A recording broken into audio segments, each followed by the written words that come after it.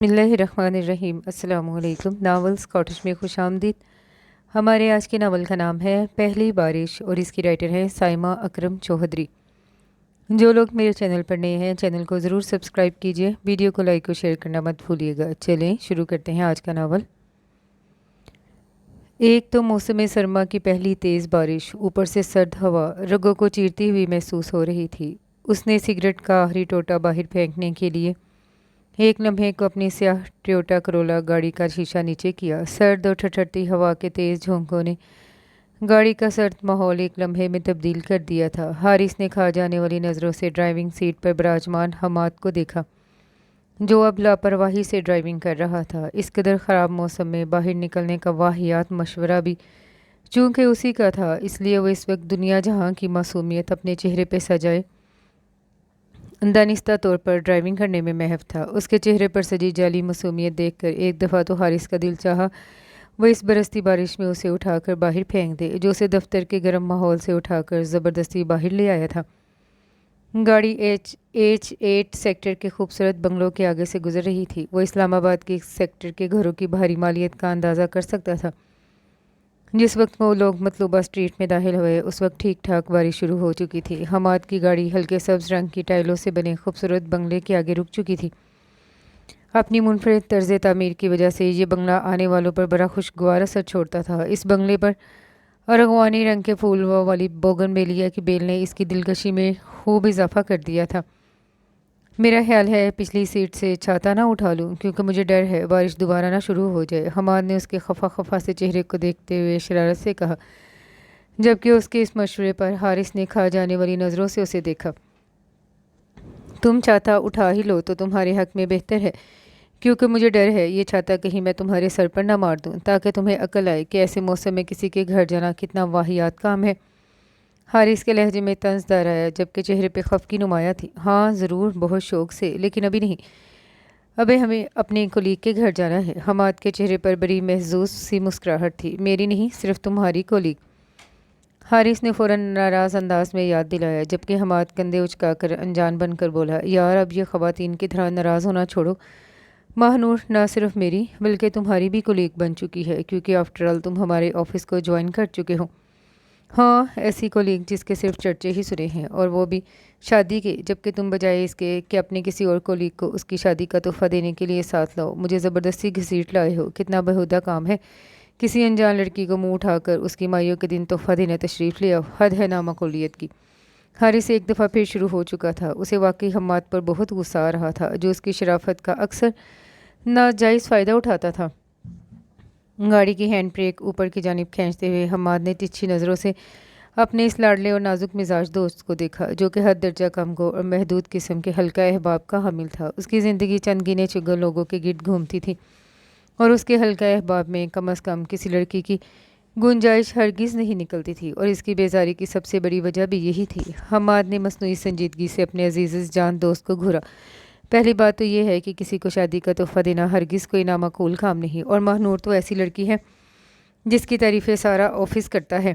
खुदा के वास्ते अब तुम दोबारा ये चैनल मत चला देना कि वो बहुत अच्छे मिजाज की, बहुत पुरखलूस सी लड़की है, बहुत ज़हीन है, हर किसी के काम आती है, बहुत शौक और चंचल, लेकिन सादा सी लड़की है, वगैरह वगैरह। क्योंकि पिछले एक हफ्ते से मैं ये मानूरनामा सुन सुन कर तंग आ गया हूँ। मुझे लगता है तुम्हारे ऑफिस वालों ने इससे तारीफ़ें करने के पैसे ले रखे हैं, या फिर तुम सब लोग ही डफर हो और पूरे मैगज़ीन को बस एक वही अपनी जहानत के बलबूते पर चिल्ला रही है।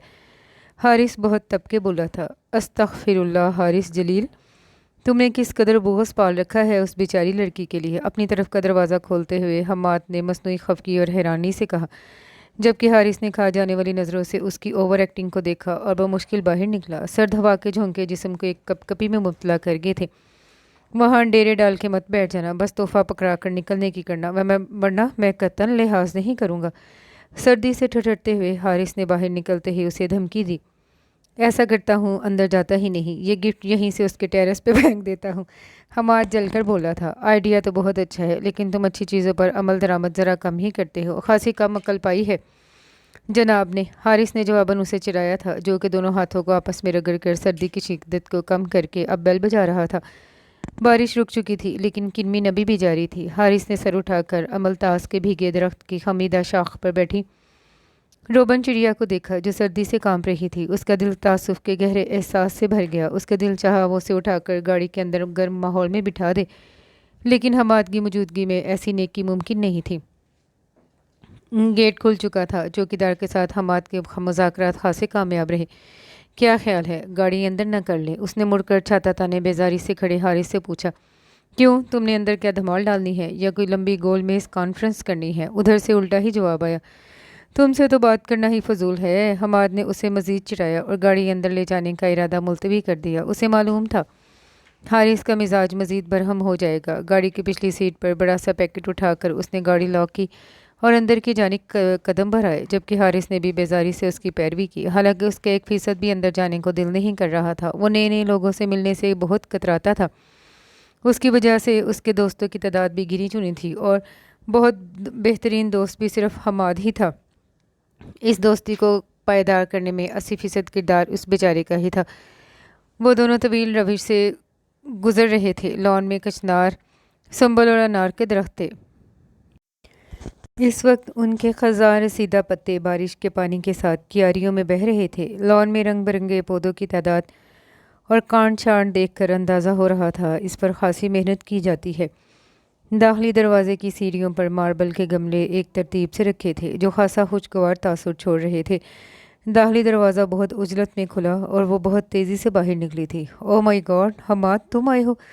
تم جیسے بے مروت، لاپرواہ اور کنجوس شخص سے میں کبھی توقع بھی نہیں کر سکتی تھی۔ یہی وجہ تھی کہ مجھے چوکیدار نے انٹرکام پر بتایا تو مجھے بالکل یقین نہیں آیا اور میں نانوں کے سخت پہرے کے باوجود باہر بھاگی۔ وہ حد درجہ بے تکلف، خوشگوار اور حیرت سے لبریز لہجے میں بول رہی تھی۔ زرد رنگ کی لمبی قمیض اور چوڑی دار پاجامے میں اس کا دراز قد خاصا نمایاں ہو رہا تھا۔ اس کے خوبصورت پیروں میں نفیس سی کولہاپوری چپل تھی۔ اس کی سنہری رنگت والی بڑی بڑی آنکھوں میں بہت گہرے رنگ کا کاجل تھا، جبکہ دودھیا رنگت پر ستواں سی ناک نے اس کی دلکشی میں اضافہ کر رکھا تھا۔ چہرے پر دل فریب سی مسکراہٹ اور دانت موتیوں کی طرح جگمگا رہے تھے۔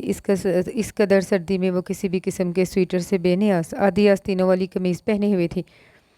اس کی کوہنیوں تک مہندی کے خوبصورت نقش و نگار بنے ہوئے تھے اور اسی مہندی کی وجہ سے وہ آدھی آستینوں میں تھی۔ حارث کی نظریں اس پر اٹھیں اور پھر پلٹنا بھول گئی۔ دل کی دھڑکنوں میں ایک اودم سا برپا ہوا اور اس کا سارا وجود زلزلوں کی زد میں آ گیا۔ کوئی مایوں کی دلہن اس قدر دلکش لگ سکتی ہے؟ اس کا اندازہ اسے زندگی میں پہلی دفعہ ہوا تھا۔ اسے یوں لگا تھا جیسے کوئی آسمان سے اپسرا اتر کر زمین پر آ گئی ہو۔ اپنی دل کی دھڑکنوں میں برپا ارتعاش سے اسے خوفزدہ کر رہا تھا۔ یہ اس کے ساتھ کیا ہوا تھا؟ وہ سنورنے سے قاصر تھا، بالوں کی سنہری لٹوں کو لاپرواہی سے پیچھے کرتی وہ سادہ سی لڑکی ایک لمحے میں اس کی زندگی میں ایک انقلاب برپا کر گئی تھی۔ وہ بہت بے تکلفی سے حماد کے ساتھ محو گفتگو تھی۔ وہ دونوں اس کی موجودگی سے بے نیاز ایک دوسرے کے ساتھ مصروف تھے۔ اس کی سماعتوں میں ان کی گفتگو کے کچھ الفاظ پڑھ تو رہے تھے، لیکن اس کا دماغ اسے سنبھلنے سے قاصر تھا۔ وہ خالی خالی نظروں اور حواس باختہ انداز کے ساتھ بس انہیں ہی دیکھ رہا تھا۔ حماد نے شاید اس کے متعلق بات کی تھی، تبھی اس نے اپنی راج ہنس جیسی گردن کو گھما کر اسے دیکھا۔ جی جناب، آپ کیوں ہماری طرف آنے سے کترا رہے تھے؟ فضا میں جلد رنگ سا بجا۔ اسے دیکھ کر دلکشی سے مسکرا رہی تھی۔ حارث کو اپنا سانس رکتا ہوا محسوس ہوا۔ وہ سیدھا اسی کی آنکھوں میں دیکھ رہی تھی۔ حارث نے وہ دانستہ نظریں چرائیں اور پھیکی سی مسکراہٹ کے ساتھ بمشکل کہا، ایسی تو کوئی بات نہیں۔ نہیں، اب بتاؤ، جو سارا راستہ تم مجھے ذلیل کرتے آئے ہو اور مجھے تانے دے رہے تھے، بیگانی شادی میں عبداللہ دیوانہ۔ حماد نے بھی کمینگی کی حد کر دی۔ اس کی آنکھوں سے ٹپکتی شرارت اور لہجے کی شوخی حارث کو زہر لگ رہی تھی۔ اس نے کھا جانے والی نظروں سے اس میر جعفر کو دیکھا جس نے ماہ نور کے گھر میں داخل ہوتے ہی آنکھیں ماتھے پہ رکھ لی تھی۔ کیا واقعی؟ وہ بے ساختہ ہنسی۔ ہنستے ہوئے اس کی آنکھوں میں ستارے سے چمکے تھے، جبکہ حارث کے اندر اتنی ہی تیزی سے اندھیرے پھیلے تھے۔ وہ شرمندگی چھپانے کے لیے کھوکھلی سی ہنسی ہنسا۔ زندگی نے اس کے ساتھ بہت عجیب سا مذاق کیا تھا۔ وہ سنبھلنے سے قاصر تھا۔ اسے خبر ہی نہیں ہوئی اور وہ حماد اور ماہ نور کے پیچھے اندر ڈرائنگ روم میں آ چکا تھا، جہاں اس کی نانوں بہت محبت سے ان کو خوش آمدید کر کے آفس کے لوگوں کا فردن فردن پوچھ رہی تھی۔ ان کی گفتگو سے حارث کو اندازہ ہو گیا تھا وہ سب لوگوں سے بخوبی واقف ہیں اور بہت سارے لوگوں کا ان کے گھر آنا جانا بھی ہے۔ ان کے گھر میں شادی والی مخصوص افراتفری نہ ہونے کے برابر تھی۔ شاید اس کی وجہ تمام تقاریب کا ہوٹل میں انعقاد تھا۔ مایوں کا فنکشن رات 9 بجے تھا، جبکہ اس وقت دوپہر کے 2 بج رہے تھے۔ مہندی کل اور شادی کی تقریب اس سے اگلے دن تھی۔ بس بیٹا، آج کل ماہ نور کے والدین کی کمی شدت سے محسوس ہو رہی ہے۔ باپ کا انتقال تو اس کے بچپن میں ہو گیا تھا، जबकि माँ भी 5 साल पहले हेपेटाइटिस से चल बसी। बस हम दोनों ही नानी नवासी एक दूसरे के दुख सुख की साथी हैं। इसके इकलौते मामू भी कल अमेरिका से आ रहे हैं। उसकी शादी के बाद मैं भी अपने बेटे के पास बाहर चली जाऊंगी, वो सादा से अंदाज के साथ उनको बता रही थी, जबकि महानूर उनके खातर तवाज़ा के लिए किचन में जा चुकी थी। बेटा, आपको तो पहली दफ़ा देखा है, कभी महानूर ने आपका जिक्र नहीं किया, लेकिन फिर भी न जाने क्यों आपकी शक्ल कुछ जानी पहचानी सी लग रही है। नानो बहुत मोहब्बत से हारस से पूछ रही थी, वो जो अपनी धड़कनों को संभालने का नामुमकिन काम बहुत ज़्यादा जिद्दोजहद के साथ करने में मगन था। बुरी तरह चौंक उठा, लेकिन उसके बोलने से पहले ही हमाद बोल उठा, जी नानो, ये मेरा दोस्त हारिस है। इसने एक हफ्ता पहले ही हमारा मैगज़ीन ज्वाइन किया है। इससे पहले ये इलेक्ट्रॉनिक मीडिया में जॉब करता था, लेकिन मैं इसे ज़बरदस्ती अपने मैगज़ीन में ले आया, और जिस वक्त इसने ज्वाइनिंग दी थी उन्हीं दिनों महानूर अपनी शादियों की छुट्टियों पर जा चुकी थी। ये तो बहुत अच्छा काम किया तुमने, जो अपने दोस्त को भी अपने साथ ले आए। खासा भला मानस सा बच्चा है। बेटा, आप भी नूर की शादी में ज़रूर आना। नानो, ये भला मानस सा बच्चा शादी कार्ड के दावतनामे के बगैर कहीं नहीं जाता। इसको बिन बुलाए जाने पर बहुत शर्मिंदगी होती है। हारिस ने उसकी शोखी पर झुंझला कर उसे देखा, जो इस वक्त आंखें माथे पर रखे उसे मुसलसल जिच करने पर तुला हुआ था। उसी वक्त महानूर चाय और दूसरे लवाजमात की ट्रॉली लिए अंदर दाखिल हुई। महानूर बच्चे, ये चाय यहाँ रख कर मेरे कमरे से अपनी शादी का कार्ड तो उठा कर ला दो, मैं ज़रा हारिस को भी दे दूँ। नानो के सादा से अंदाज पर वो बुरी तरह शर्मिंदा हुआ, और उसकी खिफत ने भरे अंदाज में फ़ौरन नफ़ी में सर हिलाया। नहीं नहीं आंटी, इसकी ज़रूरत नहीं, आपने कह दिया यही काफ़ी है। वो फ़ौरन बौखला कर बोला था, हमाद बेटा, आपने अपने दोस्त को बताया नहीं कि महानूर के सब कोलीग मुझे नानो कहते हैं। मुझे ये आंटी शांटी बिल्कुल पसंद नहीं। नानो ने प्यार भरे अंदाज से सरजरश की तो वो बुरी तरह शर्मिंदा हो गया, जबकि फ़्रेंच फ्राइज़ बेतकल्फ़ी से खाते हुए हमाद ने वो मुश्किल अपनी हंसी को ज़ब्त किया था। नानो, इनको भला क्या बता, अब खाम खा इनके पीछे पड़ गई हैं। वो पहली दफ़ा तो आपसे मिल रहे हैं। महानूर की झुंझलाहट पर हारिस ने गौर से उसकी तरफ देखा। दिल एक दफ़ा फिर बागी होता महसूस हुआ। हल्की सी झुंझलाहट से उसके चेहरे पर हल्की सी सुर्खी फैली थी, जो उसे अच्छा खासा जाज़बे नज़र बना रही थी, और वह अब चपली कबाब हारिस की प्लेट में रख रही थी। लो बेटा हारिस, पहली दफ़ा आया है, आखिरी दफ़ा थोड़ी है। अल्लाह खैर सुख रखे, अब आना जाना लगा रहेगा। नानों को नवासी का जिरा करना कतन नहीं भाया था। तभी उकताहट से गोया हुई। वो कुछ देर बाद फिर रिसान से बोली, वैसे बेटा हारिस, आपका ताल्लुक़ किस इलाके से है? अल्लाह जाने आपका चेहरा मानूस सा क्यों लग रहा है।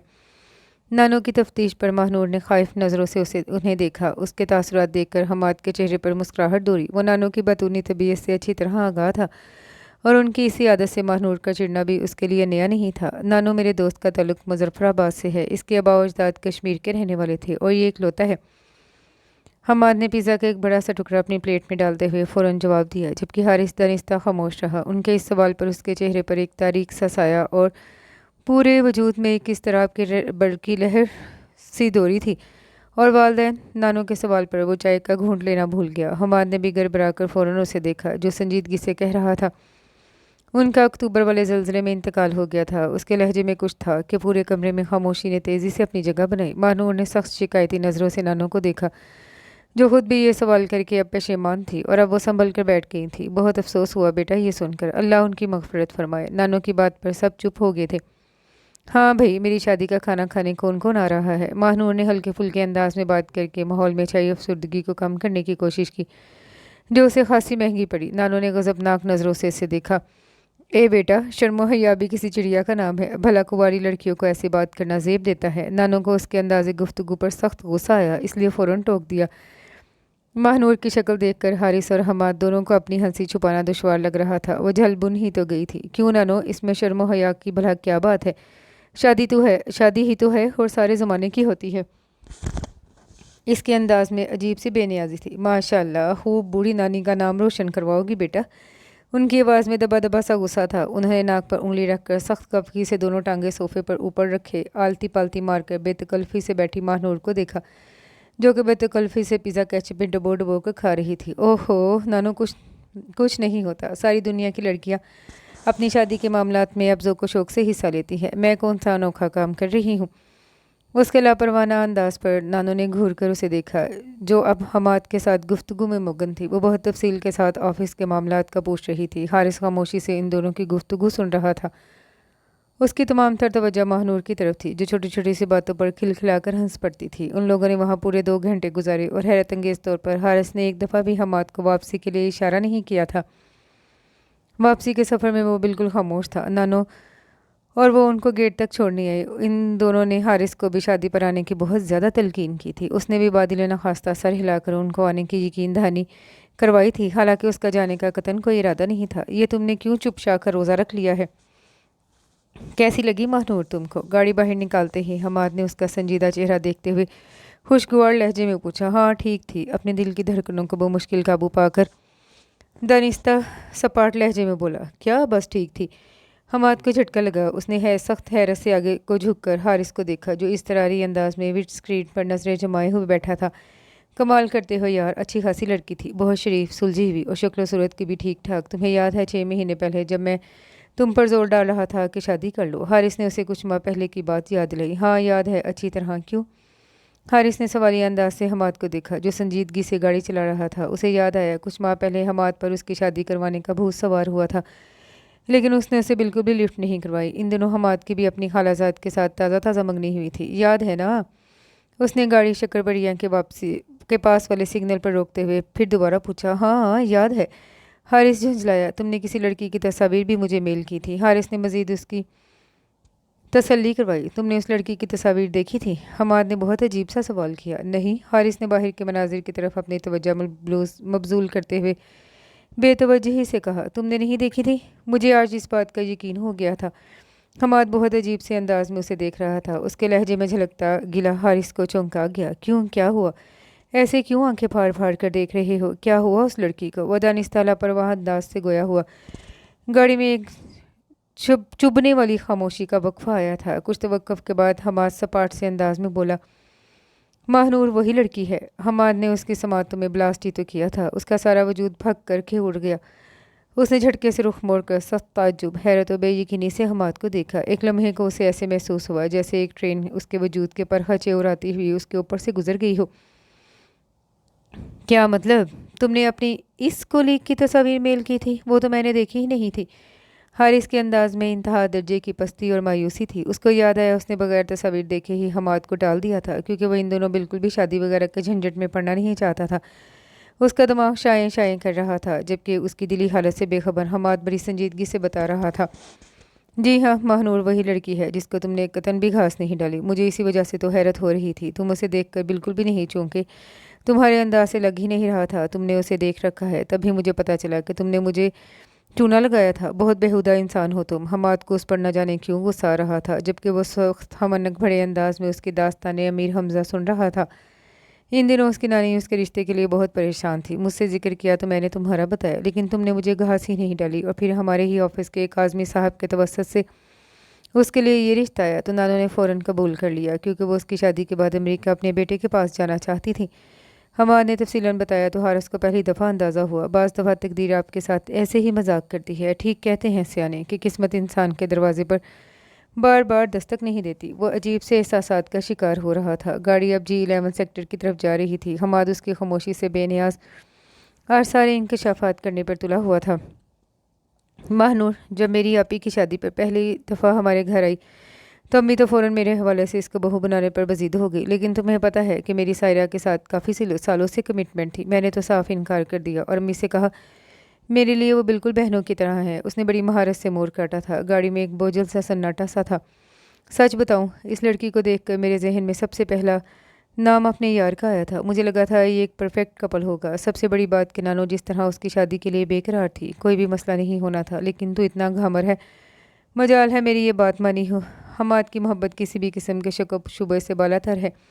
इसका अंदाज़ा उसे बखूबी था, लेकिन आज पता नहीं क्यों उसकी आंखें बार बार धुंधला रही थी। उसका दिल कर रहा था वो हमाद को बोलने से मना कर दे। उसकी कुव्वत एक गोयाई कहीं खो गई थी। वो बिल्कुल खामोशी से उसकी झाड़ सुन रहा था। वो बहुत बुरी तरह मुंह के बल गिरा था। किस्मत उसके ऊपर हंस रही थी। उसकी ज़ात के परखचे ही तो उड़ रहे थे। हारिस जलील की ज़िंदगी में पहली दफ़ा ही सिनफ़े नाजुक का दखल हुआ। बहुत मोहब्बत ने किसी खुदकश बमबार की तरह उस पर हमला किया था, लेकिन ये मोहब्बत उसकी दस्तरस में कभी नहीं आ सकती थी। अपने फ्लैट में आकर पहली दफ़ा वो धारे मार मार कर रोया था। 2 दिन के बाद महानूर की शादी थी और वो बावजूद कोशिश के खुद को इसकी शादी पर जाने के लिए आमादा नहीं कर पाया। ये 2 दिन उसके असाब पर सख्त भारी थे। लम्हा लम्हा आज़ाब बनकर गुजर रहा था। वो बुरी तरह से उसके हवासों पर सवार थी। दिलो दिमाग पर यह बोझ नाकाबिले बर्दाश्त हो था।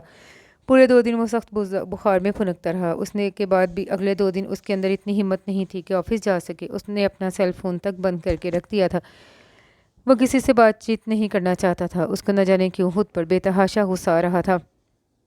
وہ اپنے آپ کے ساتھ خفا تھا اور اس کا دل ایک ضدی بچے کی طرح کوئی بھی دلیل ماننے کو تیار نہیں تھا۔ عجیب سی کشمکش میں دن گزر رہے تھے۔ وہ خود کو بار بار کوس رہا تھا کہ کاش وہ تصاویر دیکھ لیتا۔ اس نے کئی ماہ پہلے کی میل اب کھول کر دیکھی جب پانی پلوں کے نیچے سے گزر چکا تھا۔ وہ شاید حماد کی بہن کی مہندی کا فنکشن تھا۔ اس دن بھی وہ زرد رنگ کے لباس میں ہنستی مسکراتی ڈھولک بجا رہی تھی۔ اسی فنکشن میں اس کی بے ساختہ ہنستے ہوئے اچانک ایک تصویر بنائی گئی تھی۔ بے تحاشا ہنسنے کی وجہ سے آنکھوں میں آنے والی نمی اور دائیں گال پر پڑنے والے ڈمپل نے اس تصویر کی دلکشی میں اضافہ کر دیا تھا۔ ایک اور سفید رنگ کے مکیش سوٹ میں اس کی تصویر، جس کے پس منظر میں مدھم مدھم سی روشنی تھی اور اس میں بلاکی سے سحر انگیز لگ رہی تھی۔ سفید شفاف بے داغ جیل کاجل سے سجی سیاہ آنکھیں دیکھنے والے کو اپنے سحر میں مبتلا کر رہی تھی۔ وہ بالکل ویسی ہی تھی جیسا کہ کبھی اس نے شریک حیات کے بارے میں خاکہ اپنے ذہن میں مرتب کر رکھا تھا۔ ایسا لگتا تھا وہ ہو بہو اسی سانچے میں بنی ہو۔ اسے 101% یقین تھا وہ اگر یہ تصاویر دیکھ لیتا تو حماد کو کبھی اس طرح ٹکا سا جواب نہ دیتا۔ پورے 4 دن کے بعد وہ آفس میں گیا تو وہاں بھی اس کی شادی کے چرچے تھے۔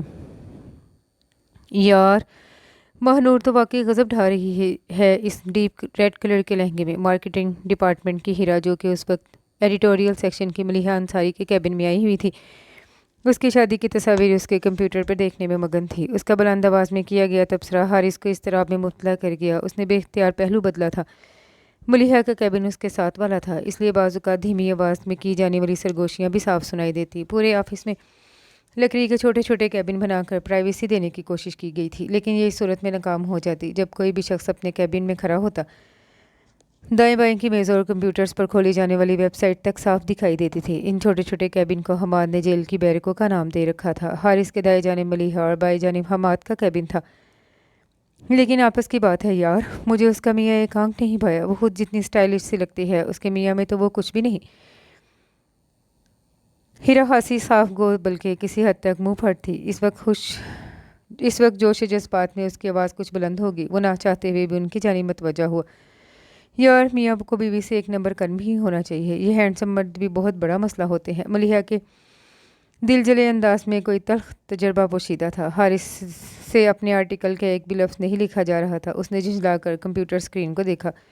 یار ایک نمبر تو کرم چلتا ہے، لیکن یہاں تو اس کے میاں کو پاسنگ مارکس دینے کو بھی جی نہیں چاہتا۔ کالا سا اور گنجا ہونا بھی چلو ٹھیک ہے، لیکن اس کی چھوٹی چھوٹی آنکھوں میں چھپی ہے یاری اور مکاری تو اس تصویر میں بھی دکھائی دے رہی ہے۔ ہیرا کا تعصب کسی صورت کم ہونے میں نہیں آ رہا تھا۔ وہ کھل کر تصویروں پر تبصرہ کر رہی تھی۔ یہ لنچ ٹائم ہونے کی وجہ سے زیادہ تر لوگ کیفیٹیریا میں لنچ کے لیے گئے ہوئے تھے، اس لیے وہ لوگ خاصی بے فکر تھیں۔ یار اس کی نانوں کو اس کی ٹینشن بھی تو بہت تھی، اوپر سے اس کی ممانی کا تمہیں تو پتہ ہے۔ انہوں نے اپنی ساس کو زج کر رکھا تھا کہ اس بوجھ کو کسی کے سر پر بس ڈال دو۔ ملیحہ اکتاہٹ بھرے انداز سے اس کو بتا رہی تھی۔ کیوں، ان کو کیا تکلیف تھی؟ وہ خود تو امریکہ میں نہیں رہتی۔ ہیرا نے قدرے تلخ انداز میں حیرت سے کہا تھا۔ ان کو ڈر تھا کہیں ان کی ساس اپنے بیٹے کو، جو ان کے میاں صاحب ہیں، یہ نہ کہہ دے کہ پوتے کے ساتھ مہنور کی شادی کر دے۔ حالانکہ بیٹا ان کا بھی کسی کام کا نہیں، پورا تحفہ ہی ہے، نکما اور لوفر۔ لیکن اپنی اولاد کی خامیاں کہاں نظر آتی ہیں؟ اس کی ممانی کو تو ویسے بھی ہی شروع سے اس بیچاری سے بیٹھ تھا، اس لیے شادی کروا کے ہی دم لیا۔ ملیحہ خاصی افسردگی سے بتا رہی تھی۔ حارث کو ڈھیروں رنج نے ایک دفعہ پھر گھیر لیا۔ ہاں یار، ماں باپ سے محروم بچوں کا یہی حال ہوتا ہے۔ ہر کوئی ان کو بوجھ ہی سمجھتا ہے، لیکن کوئی ایسے بھی نہیں کرتا جیسے آنن فانن اس کا رشتہ کیا ہے۔ اچھی خاصی خوبصورت اور اسٹائلش سی لڑکی تھی، ایک سے ایک اچھا رشتہ مل سکتا تھا اسے۔ ہیرا کے لہجے میں بھی اداسی اور تعصب کے رنگ نمایاں تھے۔ چلو دفعہ کرو، اب تو ہو گئی شادی، بس دعا کرو اللہ اس کے نصیب اچھے کرے، ملیحہ نے خلوص دل سے کہا تھا۔ اس کی بات پر حارث کے دل سے بے اختیار آمین نکلا۔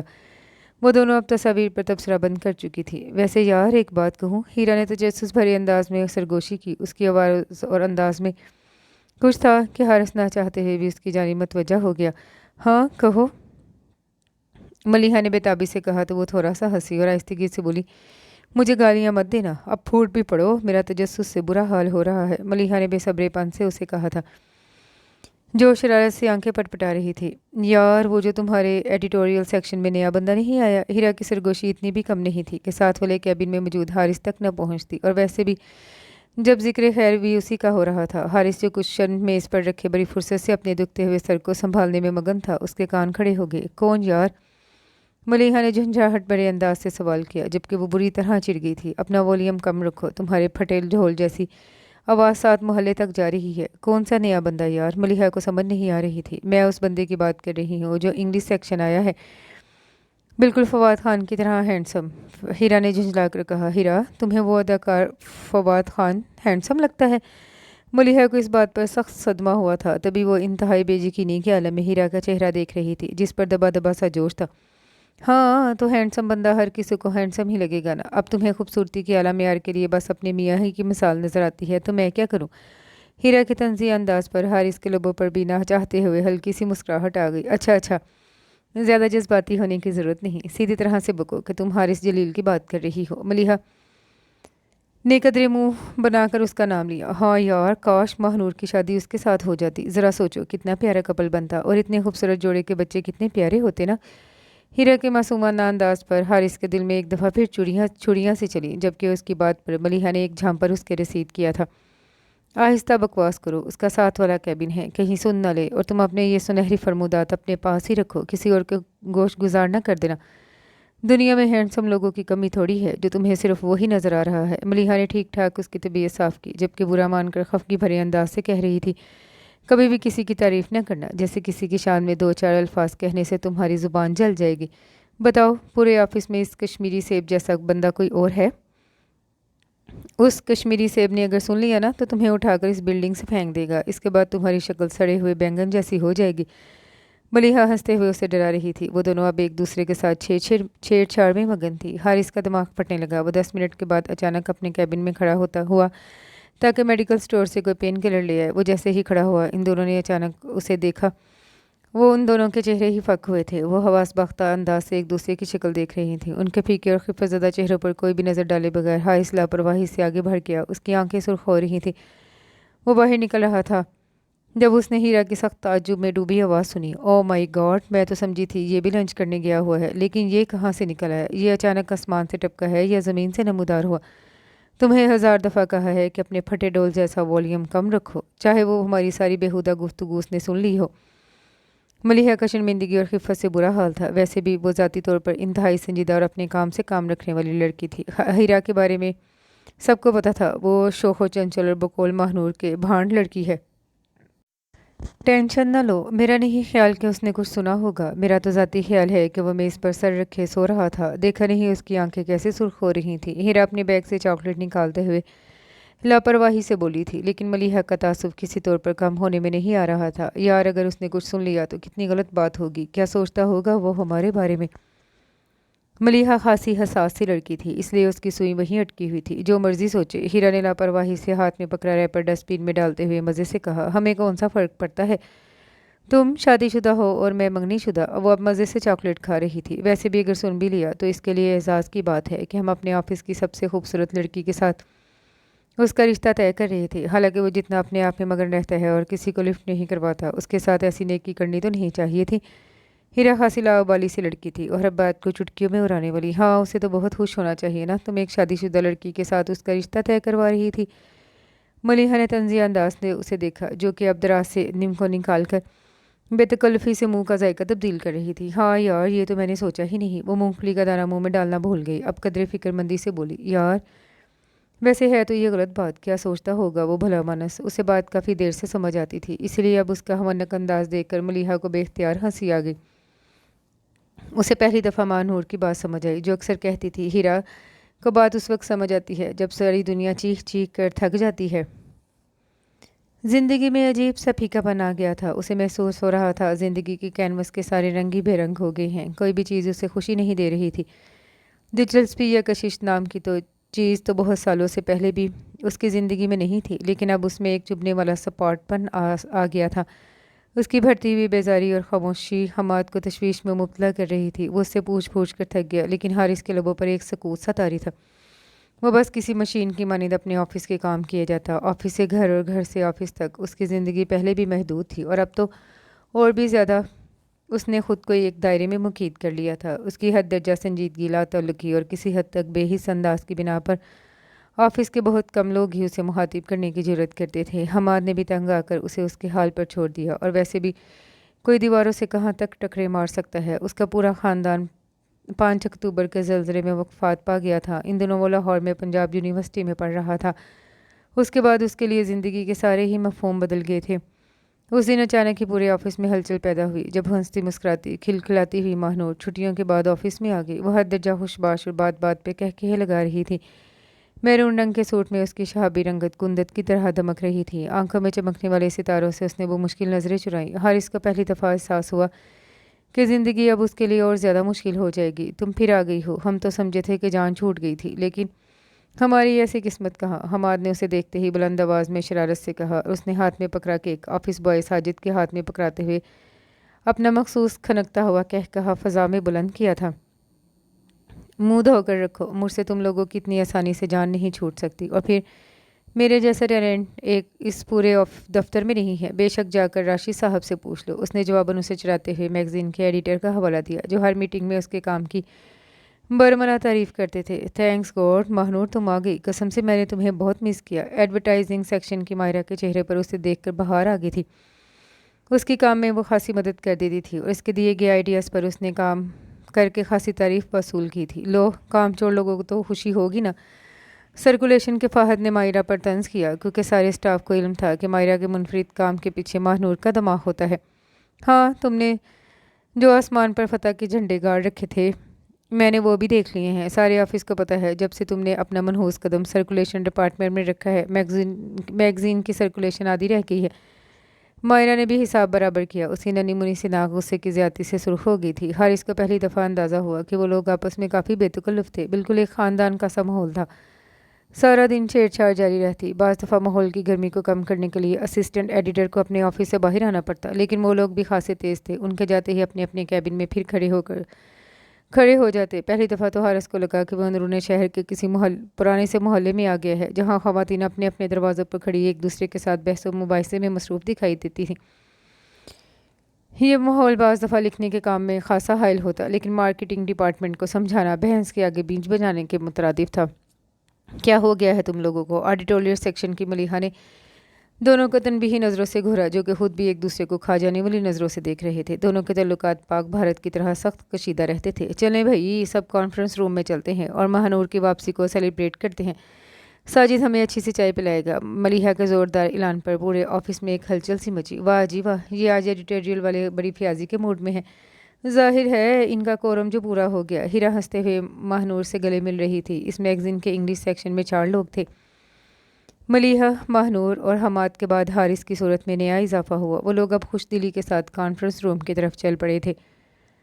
आओ ना हारिस, तुम कहाँ बिजी हो? चलो कॉन्फ्रेंस रूम में चलते हैं, ज़बरदस्ती चाय पीते हैं और महानूर से गपशप करते हैं। हमाद अचानक से उसके सर पर आकर बोला। वो एकदम चौंक गया। कंप्यूटर के माउस पर उसकी गिरफ्त खासी मजबूत हो गई थी। नहीं यार, आप लोग जाओ, मेरे सर में दर्द है और वैसे भी मुझे आज ये कवर स्टोरी मुकम्मल करनी है और इसी सिलसिले में कुछ देर के बाद एक इंटरव्यू के लिए भी जाना है।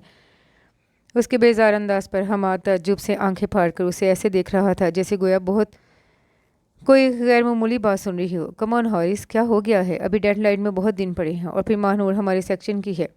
ऐसे बुरा लगता है। हमाद ने संजीदगी से उसे समझाने की कोशिश की, लेकिन वो भी आज रुखाई और बेवरवती के सारे रिकॉर्ड तोड़ने के चक्रों में था।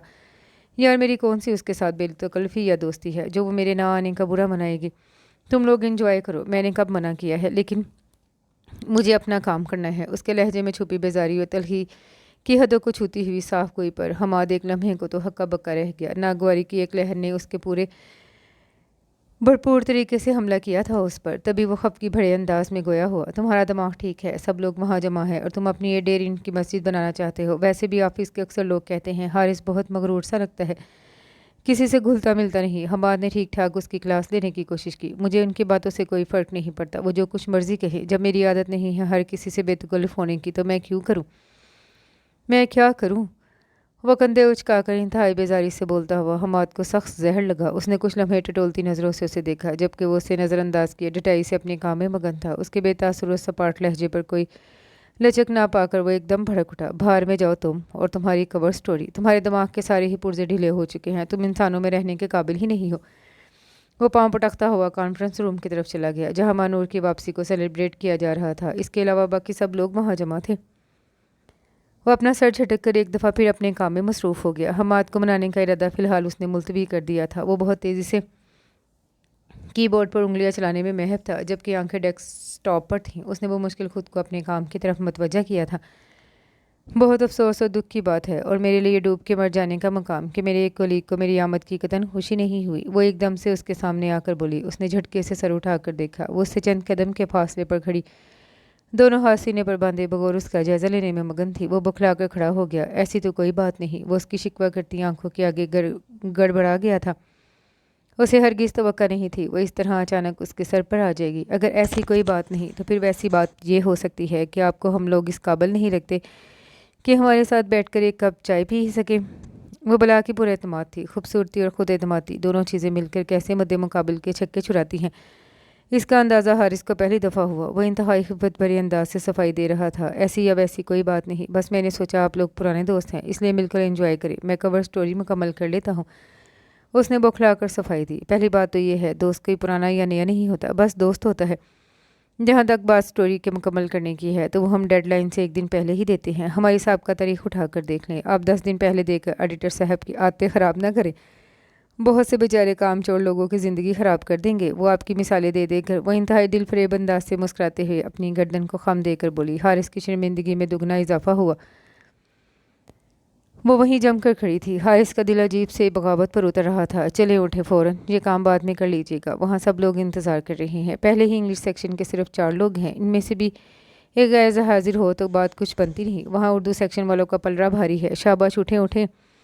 مہنور کا لہجہ انتہائی حتمی تھا کہ وہ چاہنے کے باوجود منع نہیں کر پایا۔ اسے لگا کہ اس کی قوت گویائی سلب ہو گئی ہو۔ وہ اب بے تکلفی سے اس کا کمپیوٹر شٹ ڈاؤن کر رہی تھی اور وہ اس کے اس حق جمانے والے انداز پر کچھ بھی نہیں بول پایا تھا۔ اسے پتہ ہی نہیں چلا وہ کب اس کے پیچھے کانفرنس روم میں داخل ہو گیا۔ اسے اندر آتے دیکھ کر سب لوگوں نے تالیاں بجا کر اسے مزید شرمندہ کر دیا تھا۔ اس کا چہرہ سرخ ہو گیا۔ تھینکس مہنور، یہ کمال بس آپ ہی کر سکتی ہیں، ورنہ یہ نواب صاحب میری تھوڑا سنتے ہیں۔ حماد کی کمینگی اسے فوراً سمجھ آ گئی۔ اس کا خفت بھرا جھیمپا سا انداز سب کے چہرے پر مسکراہٹیں لانے کا موجب بن گیا تھا۔ جناب ہم جائیں اور کام نہ ہو، ایسے تو حالات نہیں۔ وہ بڑے شاہانہ سے انداز میں اپنی شرٹ کا ندیدہ کالر کھڑا کرتے ہوئے بولی۔ ہاں یہ تو ہے، یقین کرو مہنور کے آنے کے بعد اب مجھے یقین ہے کہ کاپی ٹائم پر چلی جائے گی، ورنہ حماد کی سستی اور کاہلی کا ایک زمانہ آگاہ ہے۔ اردو سیکشن کی شازمہ نے شرارت سے کہا۔ حماد کا ریکارڈ تھا کہ وہ اپنا کام ڈیڈ لائن والے دن ہی جمع کرواتا تھا۔ چلو محسوس صحیح، لیکن تم لوگوں کا حال بھی تو پاکستان ریلوے کی ٹرینوں جیسا ہے، بس اعلان ہی سنتے رہتے ہیں کہ آ رہی ہے، جبکہ تم لوگ بھی بس اسی طرح اعلان کرتے رہتے ہو اور ہر مہینے راشد صاحب سے جھاڑ کھاتے ہو۔ وہ ڈٹائی سے ہنستے ہوئے سینڈوچ کھا رہا تھا۔ اسے چھوڑو، تم بتاؤ مہنور ہنی مون پر کہاں گئی؟ اس دن فون کیا تو نانو بتا رہی تھی سوات گئی ہوئی ہو۔ ملیحہ نے کیک کو نفاست سے کاٹتے ہوئے مہنور کو مخاطب کیا، جو مسکراتے ہوئے سب کی نوک جھوک سن رہی تھی۔ ہاں بس 1-2 جگہوں پر ہی گئے، میرے تو سر پر کاپی کی ڈیڈ لائن سوار تھی، اور تمہیں پتہ ہے نا راشد صاحب کام کے معاملے میں کتنے بد لحاظ ہیں، 1 منٹ میں بندے کی طبیعت صاف کر دیتے ہیں۔ اس لیے سچ بات ہے کہ میں نے تو کوئی انجوائے ہی نہیں کیا۔ اس کی صاف گوئی عروج پر تھی۔ وہ بہت نفاست سے کباب کانٹے کے ساتھ کھا رہی تھی۔ حارث نے کنکھیوں سے اسے دیکھا۔ اس میں ایک خاص قسم کی کشش اور تمکنت تھی جو اسے دوسروں سے ممتاز کرتی تھی۔ سب لوگوں کی توجہ اس کی طرف تھی۔ آپ خاموش رہنے کے علاوہ کیا کرتے ہیں؟ اس نے اچانک ہی حارث کو متوجہ کیا۔ چونکہ وہ اچانک حملے کے لیے تیار نہیں تھا اس لیے گڑبڑا کر رہ گیا۔ اس کے چہرے پر پھیلنے والی بدحواسی پر حماد کا قہقہا بڑا بے ساختہ تھا۔ حارث نے کھا جانے والی نظروں سے دیکھا اور سنجیدگی سے بولا، بس کچھ خاص نہیں، فارغ وقت میں مطالعے کا شغف رکھتا ہوں۔ او مائی گاڈ، خاصی گاڑی اردو بولتے ہیں آپ۔ مہنور کھلکھلا کر ہنس پڑی۔ حارث نے اس کے دائیں گال میں ابھرے ڈمپل سے بمشکل آنکھیں چرائیں۔ اس کی آواز بہت خوبصورت ہے مہنور، موسیقی کی خاصی شدھ بدھ ہے اسے، بہت کمال کی غزلیں گاتا ہے یہ۔ حماد نے بیچ چوراہے میں اس کا بھانڈا پھوڑا تھا۔ حارث کے لیے یہ بات انتہائی غیر متوقع تھی، اس لیے اس کے چہرے پر پھیلنے والی ناپسندیدگی کسی سے بھی نہیں چھپی رہ سکی۔ جی ایسا کچھ نہیں، یہ حماد کو ویسے ہی اول فول بولنے کی عادت ہے، اس نے حد درجہ سنجیدہ انداز میں کہا۔ جی اس بات کا تو ہمیں پہلے ہی سے پتہ ہے، آپ ٹینشن نہ لیں۔ آپ سب لوگ بھی میرے اعزاز میں سجائی یہ محفل ختم کریں۔ باس نے کانفرنس روم میں جھانک لیا تو آپ سب لوگ تو ہمیشہ کی طرح میرے ہی کندھوں پر بندوق رکھ کر چلا دیں گے اور میرے پہلے ہی دن اچھی خاصی طبیعت صاف ہو جائے گی۔ وہ چائے کا خالی کپ ٹرے میں رکھ کر فوراً کھڑی ہوگی۔ باقی سب لوگوں نے بھی اس کی پیروی کی تو حارث نے سکون کا سانس لیا۔ اسے اس طرح کی محفلوں سے بڑی الجھن ہوتی تھی، اور خصوصاً اس وقت جب اسے مرکز نگاہ بنا لیا جائے۔ وہ کچھ عرصے سے خاصا عدم بیزار سا ہو گیا تھا۔ मैगज़ीन की एक कवर स्टोरी के लिए एडिटर साहब कुछ लोगों को मुल्क के टेंशन ज़दा इलाकों में भिजवाना चाहते थे। बाजोर इंसर्जेंसी के लिए उसने अपना नाम पेश किया तो बाकी सब लोग हैरान रह गए। हमाद ने तो उसे अच्छा खासा झाड़ दिया था, लेकिन वो कुछ भी सुनने को तैयार नहीं था। वो इस ऑफिस के माहौल से कुछ अरसे के लिए जाना चाहता था, जहाँ उसका लम्हा लम्हा सूली पर गुजरता था। 15 दिन के बाद वो वापस आया तो उसके पास लिखने के लिए अच्छा खासा मवाद था। कॉपी की डेट सर पर सवार थी, इसलिए हर बंदा ही मसरूफ़ दिखाई दे रहा था। किसी को भी एक दूसरे से बात करने की फुर्सत नहीं थी। हारिस प्लीज़, अगर आप माइंड ना करें और आपके पास फुर्सत हो तो क्या आप मेरा ये आर्टिकल चेक कर देंगे? मुझे लगता है इसमें काफ़ी गलतियाँ हैं। उस दिन वो अचानक ही उसके कैबिन में आकर इंतहाई संजीदा अंदाज में बोली। हारिस ने चौंक कर उसके थके थके से चेहरे को देखा। वो फिर किसी मुस्कुराहट के साथ कह रही थी, सॉरी मैं आपको तंग कर रही हूँ, लेकिन मुझे कोई और बंदा फ्री नहीं मिला। ऊपर से राशिद साहब का मिजाज भी सुबह से खासा बरहम है। उनका कहना है कल तक डिमी उनकी मेज़ पर हो, और मेरी सास की तबीयत खासी ख़राब है। मुझे घर जाना है। अगर ये आर्टिकल राशिद साहब को ना मिला तो वो मेरी अच्छी खासी क्लास ले लेंगे। इट्स ओके, मैं कर दूंगा, आप जाएं। उसके मुख्तसर जवाब पर उसने बड़ी ममनून निगाहों से उसे देखा। सॉरी, मैं मलिहा को कह देती, लेकिन वो इंटरव्यू के लिए बाहर गई हुई है। वो शर्मिंदा से अंदाज में वजाहत दे रही थी। उसका ये अंदाज हारिस के लिए तकलीफ़ का बाइस बन रहा था। इट्स ओके महानूर, मुझे कोई प्रॉब्लम नहीं, मैं अपने काम करके दे चुका हूँ। उसके दो टोक अंदाज पर वो कुछ मुतमिन हुई। असल में मेरी 4 साल जॉब में ये पहली दफ़ा ऐसा हुआ है। इससे पहले मैं सबको रिलीफ देती थी, लेकिन वो खासी उलझी हुई थी। हारिस को अंदाज़ा हो रहा था वो किसी अंदरूनी खलफशार का शिकार है। महानूर, आप क्यों इतनी टेंशन ले रही हैं? जॉब में ऐसा हो जाता है। मुझे हमाद ने बताया था कि आप अक्सर उसकी मदद करती रहती हैं जब ऐसी कोई इमरजेंसी होती थी, इसलिए आप बेफिक्र होकर चली जाएं, मैं कर लूँगा। उसने खिलाफ आदत अपनी इतनी तफसील से जवाब दिया था। वो फीके से अंदाज में मुस्कुराई और कुछ भी कहे बगैर आगे बढ़ गई। उसके आर्टिकल का सरसरी अंदाज में जायज़ा लेने से उसे फ़ौरन अंदाज़ा हो गया। उसका अंदाज़ तहरीर खासा मुतासिर कुन था। उसने काफ़ी चौंका देने वाले अंदाज से हक़ाइक़ लिखे थे, लेकिन लिखते हुए वो शायद ज़हनी तौर पर गैर हाजिर थी। इसलिए उसने मौजू के मुतल्लिक़ अदाद शुमार पिछले साल के दे दिए थे, जिसने उसकी तहरीर का हुस्न कम कर दिया। इसके अलावा पैराग्राफ में भी रब्त नहीं था। उसे आर्टिकल को एक भरपूर शक्ल देने में पूरे 3 घंटे लगे, लेकिन अब वो खासा मुतमिन था। अगले दिन मैगज़ीन की डिमी देखकर उसे धचका लगा। उस आर्टिकल पर महानूर के साथ हारिस का नाम भी लिखा था। हालांकि प्रूफ रीडिंग के दौरान उसने खुद देखा था इस तहरीर पर सिर्फ महानूर का नाम था। वो डिमी उठाकर महानूर के कैबिन में आ गया। वो उसे देखकर मुस्कुराई। हारिस ने उसकी आंखों के नीचे फैले हलकों को हैरत से देखा। एक माह ही में खासी मुरझा गई थी।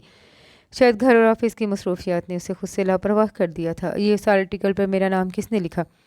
हारिस ने बगैर किसी तमहीद के इंतहाई संजीदगी से पूछा। इसे अपना नाम वहाँ देखकर कतई खुशी नहीं हुई। ये नाम मैंने लिखा है। असल में राशिद साहब आर्टिकल की बहुत तारीफ़ कर रहे थे। मेरे ज़मीन ने गवारा नहीं किया कि मैं आपकी मेहनत पर अपना नाम लिखवा दूं, क्योंकि इसमें आधी मेहनत तो आपकी शामिल थी। वो बहुत साफ गो थी। उसका अंदाज़ा अभी भी हारिस को हुआ, लेकिन मैंने इस गर्ज से तो इस आर्टिकल को ठीक नहीं किया।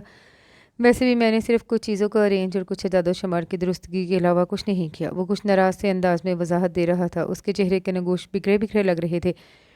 आप नाराज़गी हो रहे हैं? वो भी अपनी सीट से खड़ी होगी। आपको अपना नाम इस आर्टिकल पर अच्छा नहीं लग रहा, या मेरे नाम के साथ अच्छा नहीं लग रहा? वो दोनों बाजू सीने पर बांधकर बड़े आराम से पूछ रही थी। हारिस को उसकी बोलती आंखों से उलझन हुई। वो उसकी बात पर गड़बड़ा सा गया। मुझे आपकी मेहनत पर अपना नाम अच्छा नहीं लगा, वो संभल कर गोया हुआ। हालांकि मेरा ज़ाती ख्याल है आपने जिस तरह तमाम चीज़ों को एक रिदम के साथ तरतीब दिया है और अदाद शमार की दुरुस्तगी की है, उसने सारी तहरीर को की शक्ल ही तब्दील कर दी है। वरना कल मैं जितनी डिस्टर्ब थी, कभी भी इतने उम्दा तरीके से इसको नहीं लिख सकती थी। वो कैबिन की दीवार के साथ टेक लगाकर बड़े साफ गो अंदाज से बता रही थी। आपने जिस काम के लिए मुझे कहा मैंने वही किया। आप प्लीज़ इस पर से मेरा नाम हटा दें, मुझे अच्छा नहीं लग रहा। उसने अपने दिल के अंदर बर्पा होते इर्तार से घबरा कर कदरे रूखे अंदाज में कहा तो वो हंस पड़ी। बहुत अजीब हैं आप, वरना लोग तो इस बात पर मरने मारने पर तुल जाते हैं कि उनकी हल्की सी मेहनत भी क्यों किसी और के खाते में जाए। आई एम सॉरी, मेरा शुमार ऐसे लोगों में नहीं होता। वो अपनी बात कह कर रुका नहीं। उसने डिज़ाइनिंग डिपार्टमेंट के वारसी साहब को अपना नाम उस पर से हटाने को कह दिया। उसके दो टोक और हतमी अंदाज पर महानून ने मज़ीद कुछ नहीं कहा, लेकिन इसके बाद वो उसे कोई भी काम कहने से मुहतात होगी। उसका अंदाज़ा उस दिन उसे मलिहा को अपना आर्टिकल देते हुए देखकर हो गया। यार तुम अपनी सास से पूछो उनका मसला क्या है। ना तुम्हें जॉब छोड़ने देती हैं, ना ढंग से जॉब करने दे रही हैं। हर तीसरे दिन उनकी तबीयत ख़राब हो जाती है, तो आखिर तुम्हें ही क्यों ऑफिस में तंग किया जाता है? बाकी 2 बहुएं क्या नुमाइश में रखने के लिए लाई हैं? मलिहा झुंझलाकर कदरे बुलंद आवाज़ में बोल रही थी। यार मुझे खुद समझ नहीं आती उनके साथ मसला क्या है। ज़रा सा सर भी दर्द होता है तो वो अपने बेटे को कराची में फ़ोन खड़का देती हैं, और वो साहब मुझ पर गरजना बरसना शुरू हो जाते हैं कि मैं उनकी गैर मौजूदगी में उनकी वालदा का ख्याल नहीं रखती। گھر میں بھی کمپیوٹر کے پاس بھی جاتی ہوں تو ان کو خفقان ہونے لگتا ہے۔ مجھے تو خود سمجھ نہیں آ رہی اپنا آفس کا کام کب کروں۔ اس کی آواز کی سنجیدگی میں اب رنجیدگی کا عنصر غالب آ گیا تھا۔ حارث نے جھنجھلا کر ان چھوٹے چھوٹے ڈربے نما کیبنوں کو دیکھا جہاں کسی کی بھی پرائیویسی قائم نہیں رہ سکتی تھی۔ اتنا ہی اماں کا غم ہے تو مصروف خود کیوں نہیں جاب چھوڑ کر کراچی سے اسلام آباد آ جاتے؟ تمہیں کیوں بار بار تنگ کر رہے ہیں؟ کل بھی راشد صاحب خفا ہو کر کہہ رہے تھے ماہنور کی شادی کے بعد کارکردگی 50% کم ہو گئی ہے، اوپر سے تمہارے آئے دن کی فل اور ہاف ڈے کی چھٹیوں نے ان کا موڈ آف کر رکھا ہے۔ تمہیں پتہ تو ہے یار کہ پرائیویٹ جاب میں اس طرح کی چیزوں کا لوگ زیادہ دیر تک لحاظ نہیں کرتے۔ ملیحہ نے صاف گوئی سے کہا تو وہ ایک لمحے کو چپ کر گئی۔ بس یار عجیب سی سچویشن میں پھنس گئی ہوں۔ نانو تو امریکہ چلی گئی، وہاں بھی نہیں جا سکتی، نہ جاب سے مزید چھٹی لے سکتی ہوں۔ میاں صاحب نے صاف صاف الفاظ میں کہہ دیا ہے کہ میری تنخواہ کے بغیر گھر نہیں چل سکتا ہے، اس لیے جاب چھوڑنے کا خیال دوبارہ کبھی ذہن میں بھی نہ لانا، ورنہ میرا تو شادی کے بعد گھر دری کے ساتھ ساتھ ملازم کر کے کولو کا بیل بننے کا کوئی ارادہ نہیں تھا۔ ماہنور کے انداز میں تھکن ہی تھکن تھی۔ لو یہ اچھی کہی موصوف نے، شادی سے پہلے کیسے گھر چلا رہے تھے جناب؟ ملیحہ کو ایک دم ہی غصہ آ گیا۔ پتہ نہیں یار کیسے چلا رہے تھے، لیکن اب تو لگتا ہے جیسے میری جاب کے بغیر کچھ بھی نہیں ہوگا۔ پچھلے ماہ بھی بجلی گیس کے بل میرے ذمہ ڈال دیے، اس دفعہ پتہ نہیں کیا کریں گے۔ وہ بھی آج شاید خاصی افسردہ تھی، اس لیے تلخی بھرے انداز سے ہنسی۔ تمہارا دماغ ٹھیک ہے، صاف انکار کر دو۔ یہ شوہروں کی اس قسم سے تعلق رکھتے ہیں جو آہستہ آہستہ ساری ذمہ داریاں بیوی کے کندھوں پر منتقل کر کے خود چین کی بانسری بجاتے ہیں۔ ملیحہ کے انداز میں سختی ادائی تھی، جبکہ اس کی بات پر وہ استہزائیہ انداز میں ہنس رہی تھی۔ یار کون سی احمقوں کی جنت میں رہتی ہو ملیحہ تم؟ خود بتاؤ ایمانداری سے، بھلا بندہ ایسے کیسے ٹکا سا جواب دے سکتا ہے؟ میرے جیسا بندہ تو ہرگز نہیں۔ ٹھیک ہے پھر اپنی اس مروت کے ہاتھوں تنگ ہوتی رہنا، کیونکہ مجھے نہیں لگتا وہ ماں اور بیٹا تمہیں ریلیکس ہونے دیں گے، ملیحہ نے جھنجھلا کر کہا۔ ان کی باتوں سے حارث کا دل دکھ اور رنجیدگی کے احساس سے بوجھل ہو گیا۔ اسے پہلی دفعہ اندازہ ہوا تھا اس کے تھکے تھکے چہرے کے پیچھے کون سے عوامل کار فرما ہیں۔ یار اللہ ہی اپنے بندوں کو آسانیاں دے سکتا ہے، یہ انسانوں کے ظرف کی بات نہیں، ان کا بس چلے تو سانس بھی گن کر لیں، باقی اپنے حصے کی دکھ کی فصل تو خود کاٹنا پڑتی ہے۔ مجھے تو بہت بچپن سے اس کا تجربہ ہے۔ خیر یار سوری، میں نے تمہیں بھی پریشان کر دیا، دفع کرو، اچھی سی چائے منگواؤ، مل کر پیتے ہیں۔ وہ زبردستی کے بشاش انداز سے بولی۔ تم کبھی نہیں سدھر سکتی، یاد رکھنا اپنے حق کے لیے خود جنگ لڑنا پڑتی ہے، ورنہ کوئی ہمسایوں سے آ کر آپ کے لیے نہیں لڑتا۔ ملیحہ نے اٹھتے اٹھتے اسے ایک دفعہ پھر سمجھانے کی ناکام کوشش کی۔ یار چھوڑو ان جنگوں منگوں کو، مجھے تو ویسے ہی لڑائی کا سوچ کر وحشت ہوتی ہے۔ میں نے تو ان جنگوں سے بچنے کے لیے کبھی ہسٹری کے مضمون کو ہاتھ نہیں لگایا، بہت برا مضمون لگتا تھا یہ۔ وہ لاپرواہی سے ہاتھ جا رہی تھی، جبکہ ملیحہ بھی اس سے مایوس ہو کر اب اٹھ کھڑی ہوئی۔ وہ دونوں اب کانفرنس روم کی طرف جا رہی تھیں۔ وہ 2 دن سے پھر غیر حاضر تھی۔ راشد صاحب کا پارا آسمان کو چھو رہا تھا۔ اس نے کسی انٹرویو کے لیے جانا تھا، لیکن کسی گھریلو مسئلے کی وجہ سے آفس نہیں آ سکی۔ وہ اور حماد انٹرویو تو کر رہے، لیکن راشد صاحب اس دفعہ اسے کوئی بھی رعایت نہ دینے کے موڈ میں نظر آ رہے تھے۔ ان کے مزاج کی برہمی اس دن آڈیٹوریل والوں کی میٹنگ میں عروج پر تھی، جب انہوں نے خصوصاً انگلش سیکشن کی کلاس لینے کے لیے منعقد کی تھی۔ رسمی سی گفتگو کے بعد وہ انتہائی سخت انداز سے کہہ رہے تھے، کسی بھی کامیابی کو حاصل کر لینا میرے نزدیک کوئی مشکل کام نہیں، مشکل کام یہ ہے کہ آپ اپنے اسٹیٹس کو برقرار کیسے رکھتے ہیں۔ یاد رکھیے گا کسی بھی آرگنائزیشن میں آپ کا قد آپ کی محنت اور قابلیت سے ہوتا ہے، ادارے آپ کی محنت کے پھل پر ہی چلتے ہیں اور آپ کی کارکردگی کی بنیاد پر آپ کے مقام کا تعین ہوتا ہے۔ راشد صاحب نے بطور خاص ماہنور کی طرف جتلاتی ہوئی نظروں سے دیکھتے ہوئے کہا۔ ماہنور نے بیٹھے بیٹھے انتہائی خفت بھرے انداز میں پہلو بدلا۔ سب کی نظریں بے اختیار اس کی طرف اٹھی تھیں۔ راشد صاحب نے ادھر ادھر گھما پھرا کر کچھ باتیں کرنے کے بعد ایک دفعہ پھر ڈائریکٹ ماہنور کو کہا تھا، ہاں جی ماہنور، اب آپ کے کیا ارادے ہیں؟ میرا خیال ہے کہ آپ اپنی جاب کے بارے میں سیریس سوچیں۔ اگر آپ گھر و ملازمت میں توازن نہیں رکھ پا رہی تو آپ کو سنجیدہ ہو کر کوئی فیصلہ کر لینا چاہیے، کیونکہ آئے دن کی چھٹیوں کی اب مزید کوئی گنجائش نہیں نکلتی۔ آپ کو فیور دینے کا مطلب یہ ہے کہ مجھے باقی لوگوں کو بھی دینا ہوگی۔ راشد صاحب کی بدلحاظی پر ماہنور کا منہ سرخ ہو گیا۔ بھرے مجمع میں بے عزتی کا احساس ہی اتنا شدید تھا کہ اس کی آنکھوں میں آنسو آ گئے، جن کو چھپانے کے لیے اس نے سر نیچے جھکا لیا۔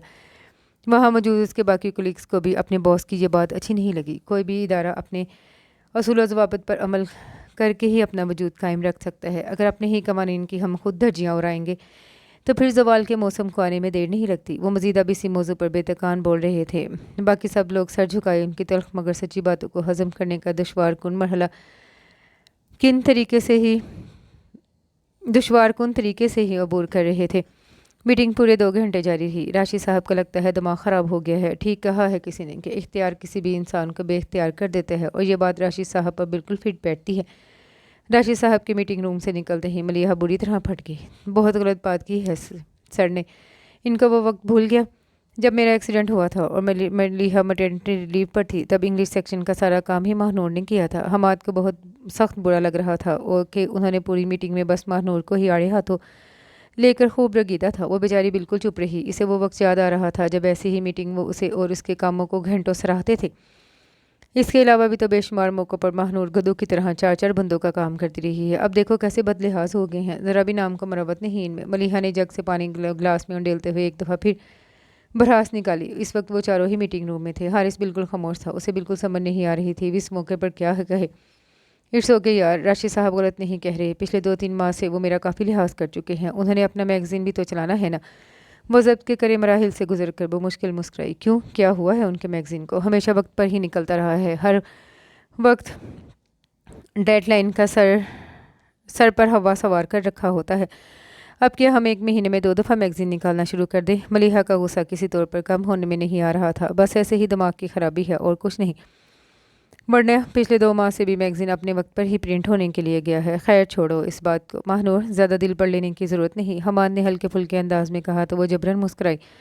مس ماہنور، ڈونٹ ٹیک ٹینشن، میرے لائق جب بھی کوئی کام ہو آپ مجھے کہہ سکتی ہیں، حارث نے بڑے نپے تلے انداز سے کہا۔ وہ اس کے محتاط انداز پر کھل کر مسکرائی۔ اس کے بولنے سے پہلے ہی حماد بول پڑا، اوئے یہ بی بی مس نہیں مسز بن چکی ہیں، تمہیں کیوں بھول جاتا ہے؟ یہ سارا فساد ان کے مسز بننے کے بعد ہی شروع ہوا ہے، ورنہ اس سے پہلے تو محترمہ ہم سب کے کام بھی نپٹا دیا کرتی تھی۔ ان کی شادی کے بعد تو ہم بہت دکھی ہو گئے ہیں، سارا کام خود کرنا پڑ رہا ہے۔ بہت فضول ہو تم حماد۔ وہ بے ساختہ ہنس پڑی۔ ان تینوں نے سکون کا سانس لیا، وہ کچھ پرسکون نظر آ رہی تھی۔ تھینک یو حارث، آپ سب لوگوں کی محبت کی وجہ سے تو میں یہاں ہوں، ورنہ میری اتنی سال کی سروس میں یہ پہلی دفعہ راشد صاحب مجھ پر برہم ہوئے ہیں، اور یہ سب میری اپنی کوتاہیوں کی وجہ سے ہوا ہے، اس لیے مجھے ان سے کوئی گلہ نہیں۔ وہ خاصے مثبت مزاج کی حامل لڑکی تھی، اس بات کا حارث کو بھی اندازہ ہوا۔ حارث سمیت سب نے بڑی نظروں سے اسے دیکھا، جو اب بالکل نارمل انداز سے سب کے ساتھ محو گفتگو تھی۔ اگلا پورا ہفتہ وہ بالکل باقاعدگی کے ساتھ آفس آتی رہی۔ راشد صاحب کا مزاج جو سوانح پر تھا اب بالکل نارمل ہو گیا، جس کے بعد وہ خاصی ریلیکس تھی۔ اس دن کانٹیننٹ پلاننگ کی میٹنگ تھی اس دن کانٹینٹ پلاننگ کی میٹنگ تھی۔ جب حماد نے بتایا کہ ماہنور چھٹی پر ہے کیونکہ اس کے میاں صاحب کراچی سے چھٹی پر گھر آئے ہوئے ہیں، اس کی اطلاع پر حارث کے اعصاب نہ جانے کیوں تن سے گئے۔ اشتعال، غصہ، بے بسی، پتہ نہیں کون سے جذبات امڑ ابڑ کر آ رہے تھے۔ اگلے 2 دن وہ غیر حاضر رہی۔ تیسرے دن جب وہ آفس آئی تو اس کی آنکھیں سوجی ہوئی تھی، وہ حد درجہ پچمردہ دکھائی دے رہی تھی۔ یہ تم نے کیا حلیہ بنایا ہوا ہے؟ طبیعت ٹھیک ہے نا؟ وہ ابھی ملیحہ کے کیبن میں آئی، جو اس کی حالت دیکھ کر چونکی تھی۔ بس یار طبیعت ٹھیک نہیں، کافی زیادہ فلو ہو رہا تھا۔ تم یہ بتاؤ راشد صاحب گرجے برسے تو نہیں؟ اس کی رنجیدگی چھپائے نہیں چھپ رہی تھی۔ حارث نے گردن اٹھا کر اسے دیکھا، جس کی پشت اس کی جانب تھی۔ وہ خاصے ڈھیلے ڈھالے انداز میں کھڑی تھی، سیاہ سوٹ میں وہ کوئی اداس شام کا حصہ لگ رہی تھی۔ تمہاری قسمت اچھی تھی، راشد صاحب بھی آج ہی اپنے گاؤں سے واپس آئے ہیں، ان کی والدہ بیمار تھی، آتے ہی انہوں نے تمہارا شاندار سا آرٹیکل پڑھا تو اشش کر اٹھے، ابھی سارے آفس کے سامنے تمہاری تعریفوں کے پل باندھ کر گئے ہیں۔ ملیحہ نے خوشگوار انداز میں اطلاع دی۔ میرا آرٹیکل؟ کون سا؟ وہ زبردست چونکی تھی، اس کے انداز میں اس قدر حیرت تھی کہ حارث کو اپنا دل ڈوبتا محسوس ہوا۔ وہی آرٹیکل جو تم نے انہیں کل گھر سے میل کیا تھا؟ ویسے یار یہ بھی تمہاری ہی ہمت ہے جو گھر میں بیٹھ کر بھی کام کر لیا، ورنہ ہمارے گھر میں تو میری نند اور ساس کی چیخ سے بندہ ایک لفظ بھی سکون سے نہیں پڑھ سکتا، لکھنا تو بہت دور کی بات ہے۔ ملیحہ ہنستے ہوئے اسے سرا رہی تھی۔ میرا آرٹیکل؟ وہ کچھ توقف کے بعد چونکی اور بے ساختہ مڑ کر حارث کو دیکھا، جس کی آنکھوں میں ہلکی سی التجا تھی۔ اسے ساری بات سمجھ میں آ گئی، اب کہ وہ دانستہ خاموش رہی۔ حارث، مجھے اپنے فیچر کو آپ کے ساتھ ڈسکس کرنا ہے، کیا آپ میٹنگ روم میں آئیں گے؟ وہ اس کے سنجیدہ انداز پر گڑبڑا کر فوراً ہی کھڑا ہو گیا۔ آپ نے میرے نام سے آرٹیکل کیوں لکھا؟ میٹنگ روم میں داخل ہوتے ہی بڑی فرصت کے ساتھ کرسی پر بیٹھتے ہی اس نے براہ راست اس سے پوچھ لیا۔ حارث کو اس کے سنجیدہ لہجے سے معاملے کی سنگینی کا اندازہ ہوا۔ اس کی خوبصورت آنکھوں کے نیچے سیاہ حلقوں سے نظریں چراتے ہوئے حارث نے اپنا خشک گلا مشکل تر کیا۔ آئی ایم سوری، میں معذرت خواہ ہوں کہ آپ کو انفارم نہیں کر سکا، اصل میں میرے پاس آپ کا کوئی کانٹیکٹ نمبر نہیں تھا اور کسی اور سے پوچھنا مجھے مناسب نہیں لگا۔ اس کی آنکھوں میں چھپی گہری سنجیدگی کی تہ سے گھبرا کر اس نے فوراً وضاحت کی، اور اگر راشد صاحب مجھے آتے ہی اپنے آفس میں بلا کر اس آرٹیکل پر گفت نوشنی شروع کر دیتے اور میں لا علمی کا اظہار کر دیتی تو آپ کو پتہ ہے میرے لیے کس قدر عجیب صورتحال بن جاتی۔ وہ پر اعتماد نظروں سے اس پر نظریں جمائے بولی۔ حارث کو اپنا اعتماد فضا میں تحلیل ہوتا ہوا محسوس ہوا۔ آئی ایم سوری، لیکن یقین کریں میری نیت بالکل صاف تھی، میں اپنا کام کر چکا تھا اور فارغ مجھ سے رہا نہیں جاتا۔ آپ کے آرٹیکل کا موضوع مجھے دلچسپ لگا تو میں لکھے بغیر نہیں رہ سکا۔ وہ اس سے آنکھیں چرا کر صفائی دے رہا تھا۔ حارث، آپ کیسے جرنلسٹ ہیں؟ آپ کو تو جھوٹ بھی ڈھنگ سے بولنا نہیں آتا۔ وہ ٹک ٹکی بندے اسے ٹٹولتی نظروں سے دیکھتے ہوئے سادہ سے لہجے میں بولی، حالانکہ اصل بات یہ ہے کہ آپ کو ڈر تھا کہ سر آتے ہی مجھ پر برسنا نہ شروع کر دے، اس لیے آپ نے صرف اور صرف مجھے ان کے عتاب سے بچانے کے لیے میرا آرٹیکل اس تاریخ کو دے دیا جس تاریخ کو مجھے پلاننگ کیلنڈر کے مطابق دینا تھا۔ وہ 100% درست کہہ رہی تھی۔ حارث چاہتے ہوئے بھی اس کی تردید نہیں کر سکا کیونکہ حقیقت یہی تھی۔ وہ بالکل کچھ بھی نہیں بول سکا تھا۔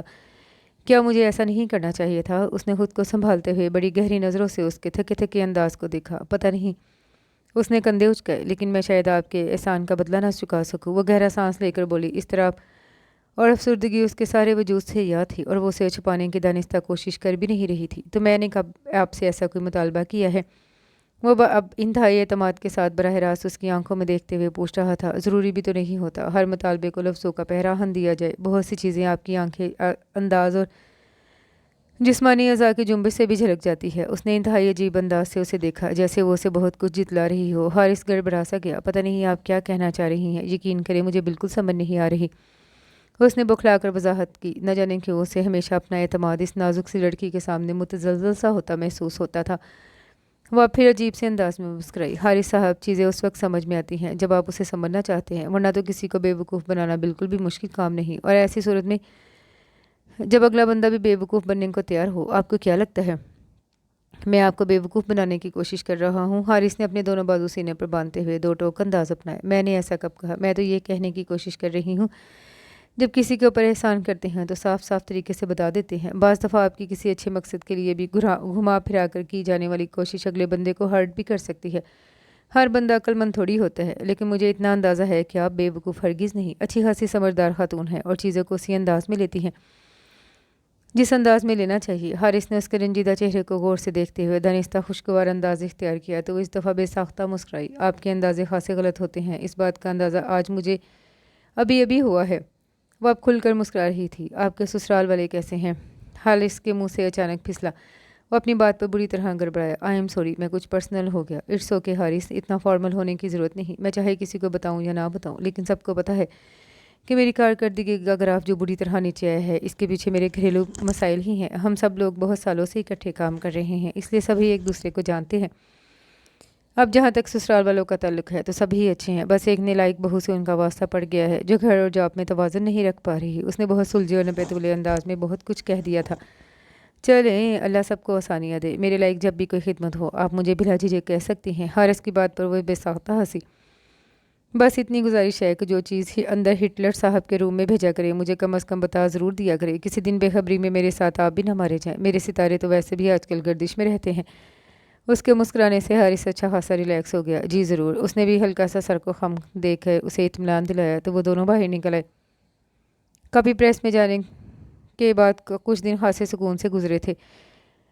حارث بھی 4-5 دن کی چھٹیاں لے کر مظفر آباد آ گیا۔ یہاں آ کر سارے ہی زخموں کے ٹانگے ادھر جاتے تھے۔ اب تو وہاں بھی زندگی رواں دواں تھی، لیکن 5 اکتوبر کے زلزلے میں شہید ہو جانے والے افراد کے باقی گھر والوں کے لیے گویا زندگی ایک مقام پر آ کر رک گئی تھی۔ یہی حال حارث کا تھا۔ 3 دن تک تو اس کا کچھ بھی کرنے کو جی نہیں چاہا۔ ہر طرف یادوں کی ایسی قبریں تھیں جن کو دیکھ کر اور صرف سوچ کر ہی زخم دہائی دینے لگتے تھے۔ چوتھے دن وہ اپنے ایک دوست کی مدد سے ایک پراپرٹی ڈیلر سے ملا۔ اس کو اپنے کھنڈر گھر کی فروخت کے لیے ابتدائی مراحل طے کرنے کو کہا۔ اس کا مطلب ہے تم اب مظفر آباد سے ہمیشہ کے لیے رابطہ ختم کر لینا چاہتے ہو؟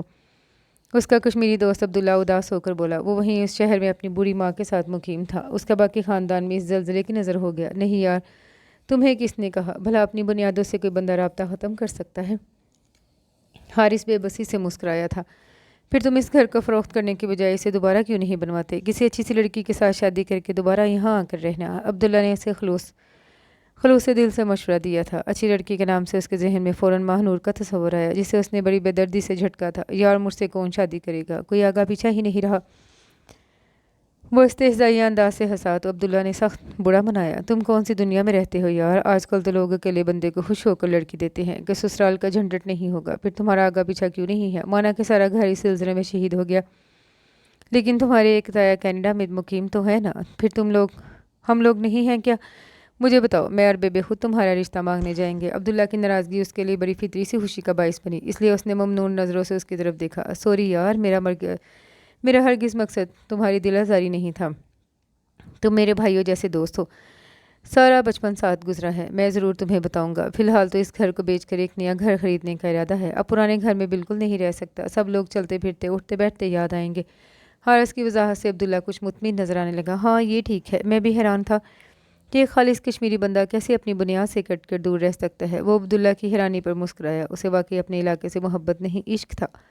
यहाँ आकर उसकी सारी थकन उतर जाती थी। उसकी मुस्तकबिल की प्लानिंग में हमेशा से था वो यहीं आकर सेट होगा। वो पूरे 5 दिन के बाद घर आया तो ड्राइवर टर्मिनल से उसे हमाद पिक करने आया। आज मौसम के तेवर खासे खतरनाक थे। बादलों के गरजने के साथ साथ बिजली भी खूब चमक रही थी। इस वक्त शाम के 6 बज रहे थे।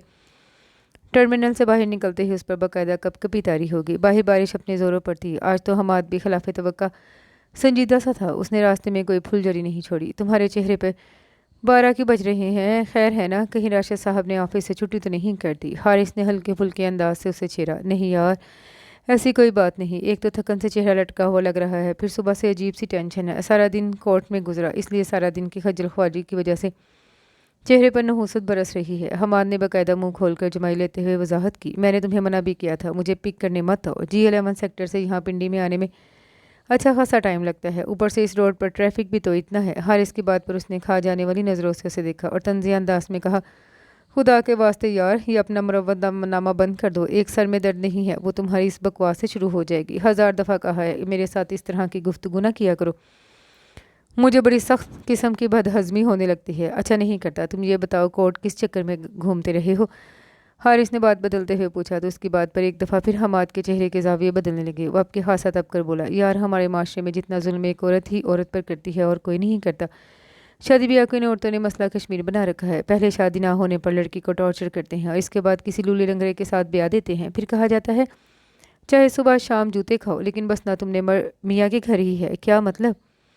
ये तुमने क्या औरतों के हकूक़ की तंजीम बना ली है मेरी गैर मौजूदगी में? हमाद ने सख्त हैरत से उसका तपा हुआ चेहरा देखा था। यार, जब एक ही सिंफ के लोग मजालम भी हो और मजलूम भी, वहाँ हकूक़ की जंग लड़ना बहुत मुश्किल काम है। वैसे भी शरीफ औरतों को ही ज़्यादा मसले होते हैं, वरना अगर कोई हिटलर टाइप ठा पा करने वाली खातून हो, उससे तो वैसे ही सारा ख़ानदान डरता है और कोई उसे छेड़ने की गलती नहीं करता। लड़कियों की कौम को बुज़दिल हरगिज़ नहीं होना चाहिए। हमाद ने गाड़ी का वाइपर ऑन करते हुए इस बड़ी संजीदगी से कहा, ये किसकी बुज़दिली ने आपको इतना सीख पा कर रखा है? कुछ रोशनी डालना पसंद करेंगे आप? हारिस ने तंज़िया अंदाज से उसकी तरफ देखा, जो बड़ी तवज्जो से तेज़ बारिश में बड़ी महारत के साथ ड्राइविंग कर रहा था। यार, किस पर सीख पा होना है? मेरी ज़िंदगी में ख़ानदान की ख़वातीन के अलावा सिर्फ चुनकर 6-7 ख़वातीन हैं, जिनमें महानूर और उसकी नानो सर फहरिस्त हैं, जिनको सारी दुनिया में एतबार करने के लिए सिर्फ मैं ही मिलता हूँ। बस पिछले 2-3 दिन से महानूर और नानो ने दिमाग घुमा रखा है। मुझे नानो से इस कदर बेमुरवती की तवक्को हरगिज़ नहीं थी। उसने एक लंबी सर्द आह भरकर तफसील से बताया। उसकी बात पर हारिस बुरी तरह से चौंका। उसे इल्म नहीं था महानूर की नानो पाकिस्तान आ चुकी हैं। महानूर की नानो कब आई पाकिस्तान? उसने ताज्जुब से पूछा था। वो तो शायद अभी भी ना थी, अगर महानूर के ससुराल वाले उसे घर से ना निकाल देते। 3 दिन वो मलिहा के घर रही है बेचारी। कल ही नानो पाकिस्तान पहुंची हैं, तब से एक ही बात की गर्दान किए जा रही हैं, जैसे भी हालात हों बस अपने घर में गुजारा करो। हमारे ने अपनी तरफ से उसके सर पर बम ही तो फोड़ा। एक लम्हे को तो वो शशदर रह गया। उसे समझ ही नहीं आ रही थी वो इस खबर पर किस तरह रिएक्ट करे। थोड़ा सा संभल कर उसने पूछा, जी लेकिन उसके ससुराल वालों ने क्यों उसे घर से निकाला? हारिस को सुनकर ही इतनी तकलीफ हुई थी, जिस पर बीती होगी उसका क्या हाल होगा वो ये सोचना ही नहीं चाहता था। दिल की रगों में दर्द उलझ रहा था। यार, दिमाग ख़राब हो गया है उनका। पिछले 1 माह से उसे तंग कर रहे थे कि तुम्हारे नानों का जो I-8 वाला बंगला है वो खाली ही है, उनसे कहो वो तुम्हारे नाम कर दे, तो फिर हम सब वहाँ शिफ्ट हो जाते हैं। हारिस को झटका लगा, जबकि वो मजीद कह रहा था। मानूर इस मुतालबे को नज़रअंदाज किए जा रही थी। उसका नाम नहायत गैरतमंद मियाँ कराची से आया हुआ था। 3 दिन पहले जब महानूर ने बंगले के सिलसिले में अपनी नानों से बात करने के सिलसिले में माजरत कर ली तो उसने तैश में आकर हाथ पकड़कर उसे घर से निकाल दिया। अंदाज़ा करो उस घटिया शख्स की जहनीत का। उसका रात 11 बजे मलिहा को फ़ोन आया, जो वो किसी PCO से कर रही थी, तब जाकर वो अपने मियाँ के साथ उसे लेकर आई। बहुत बुरी हालत थी उस बेचारी की। हमाद के गुस्से पर अब रंजीदगी गालिब आ गई। ये तो बहुत ही चीप हरकत की है उसके मियाँ ने। हारिस ने अपने अंदर उठती हुई इश्तियाल की लहर को मुश्किल दबाते हुए कहा, अब नानू क्या कहती हैं? उन्होंने क्या कहने हैं? मुझे कल ही बुलवाया था कि इस घर को महानूर के नाम करवाने के सिलसिले के कागजात की तैयार करवाओ, जबकि महानूर ऐसा हरगिज़ नहीं चाहती। हमाद ने खुलकर बताया। उसकी गाड़ी फैज़ाबाद से अब I-8 सेक्टर की तरफ रवां दवा थी। बारिश की तंदी और तेज़ी में कमी आ गई थी और अंधेरा बड़ी तेज़ी के साथ फैलता जा रहा था। ये क्या, हम महानूर के घर जा रहे हैं? उसने जाने पहचाने रास्तों पर गाड़ी को रवां दवा देख कर कहा। हारिस को आज से 6-7 माह पहले की सर्द शाम याद आ गई, वो शाम जिसके अंधेरे उसकी सारी ज़िंदगी पर मुहित हो गए थे। हाँ यार, कुछ डॉक्यूमेंट्स पर महानूर के साइन लेने हैं। उसकी सवालिया नज़रों पर हमाद ने फ़ौरन वजाहत की तो वो खामोश हो गया। मुद्दा जाने कि उसका सामना नहीं करना चाहता था, लेकिन ये अब नागुज़ीर हो चुका था। जब गाड़ी उनके आछी गुलाबी बोगनवेलिया फूलों से ढके बंगले में दाखिल हुए तो माहौल में अजीब सी सोगवारियत और उदासी छाई हुई थी। बारिश रुक गई थी। वो दोनों गाड़ी से उतरे तो हारिस को बेख्तियार वो लम्हा याद आ गया जब उसने पहली दफ़ा इस बरामदे में हंसती मुस्कुराती और ज़िंदगी से भरपूर महानूर को देखा था। लेकिन 10 मिनट बाद नानू के साथ अंदर आती महानूर को देखकर हारिस को धचका लगा। स्याह शाल को अच्छी तरह लपेटे, इंतहाई रंजीदा, शिद्दत गिरिया से सूजी हुई आंखों से हारिस और हमाद दोनों ने ही नजरें चुराई थीं। साथ ही बादामी रंग के सूट में पश्मीना शाल अच्छी तरह लपेटे नानो भी खासी खामोश खामोश सी थी। नानो, ये कुछ डॉक्यूमेंट्स पर महानूर के साइन करवाने हैं। मैंने सोचा कल फिर ऑफिस से छुट्टी करके ये काम निपटा ही दूँ। हमाद ने दानिस्ता हल्के फुल्के अंदाज से कहा। उसकी बात पर महानूर ने शिकायती सी एक निगाह नानो पर डाली, लेकिन वो खामोश रही। अब वो सर झुकाए सामने सोफे पर बैठी थी। जज़ाकल्लाह, और तुम कैसे हो बच्चे? बहुत अरसे के बाद चक्कर लगाया। नानो मुकम्मल तौर पर हारिस की तरफ मतवज्जा थी, जो इस वक्त इंतहाई मुस्तरिब अंदाज से वहाँ बैठा हुआ था। उसका बस नहीं चल रहा था धुआं बन के फ़ज़ा में तहलील हो जाए।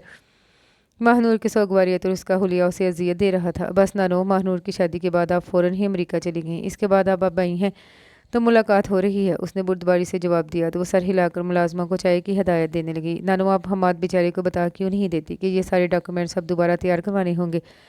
कमरे की खामोशी को महानूर की इस्तेहज़ाई आवाज़ ने तोड़ा। उसकी आंखों और लहजे में तलखी ही तलखी थी। उसकी बात पर नानो के चेहरे का रंग तेज़ी से उड़ा, जबकि हारिस और हमाद ने इंतहाई तअज्जुब और बेयकीनी से महानूर के तंज़िया अंदाज को देखा। वो कभी भी इस स्टाइल से बात करने की आदी नहीं थी। क्या हुआ नानो?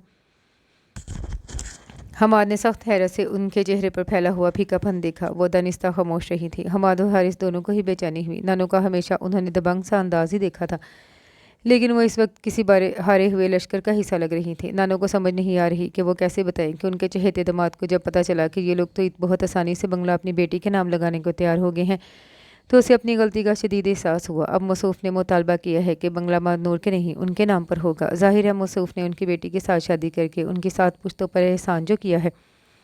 महानूर बोली नहीं, फिनकारी थी। कमरे में एकदम ही बोझल सा सन्नाटा फैल गया। हमाद ने सख्त बेयकीनी से पहले महानूर और उसके बाद फिर नानू का खामोश हिफ़्ज़दा चेहरा देखा।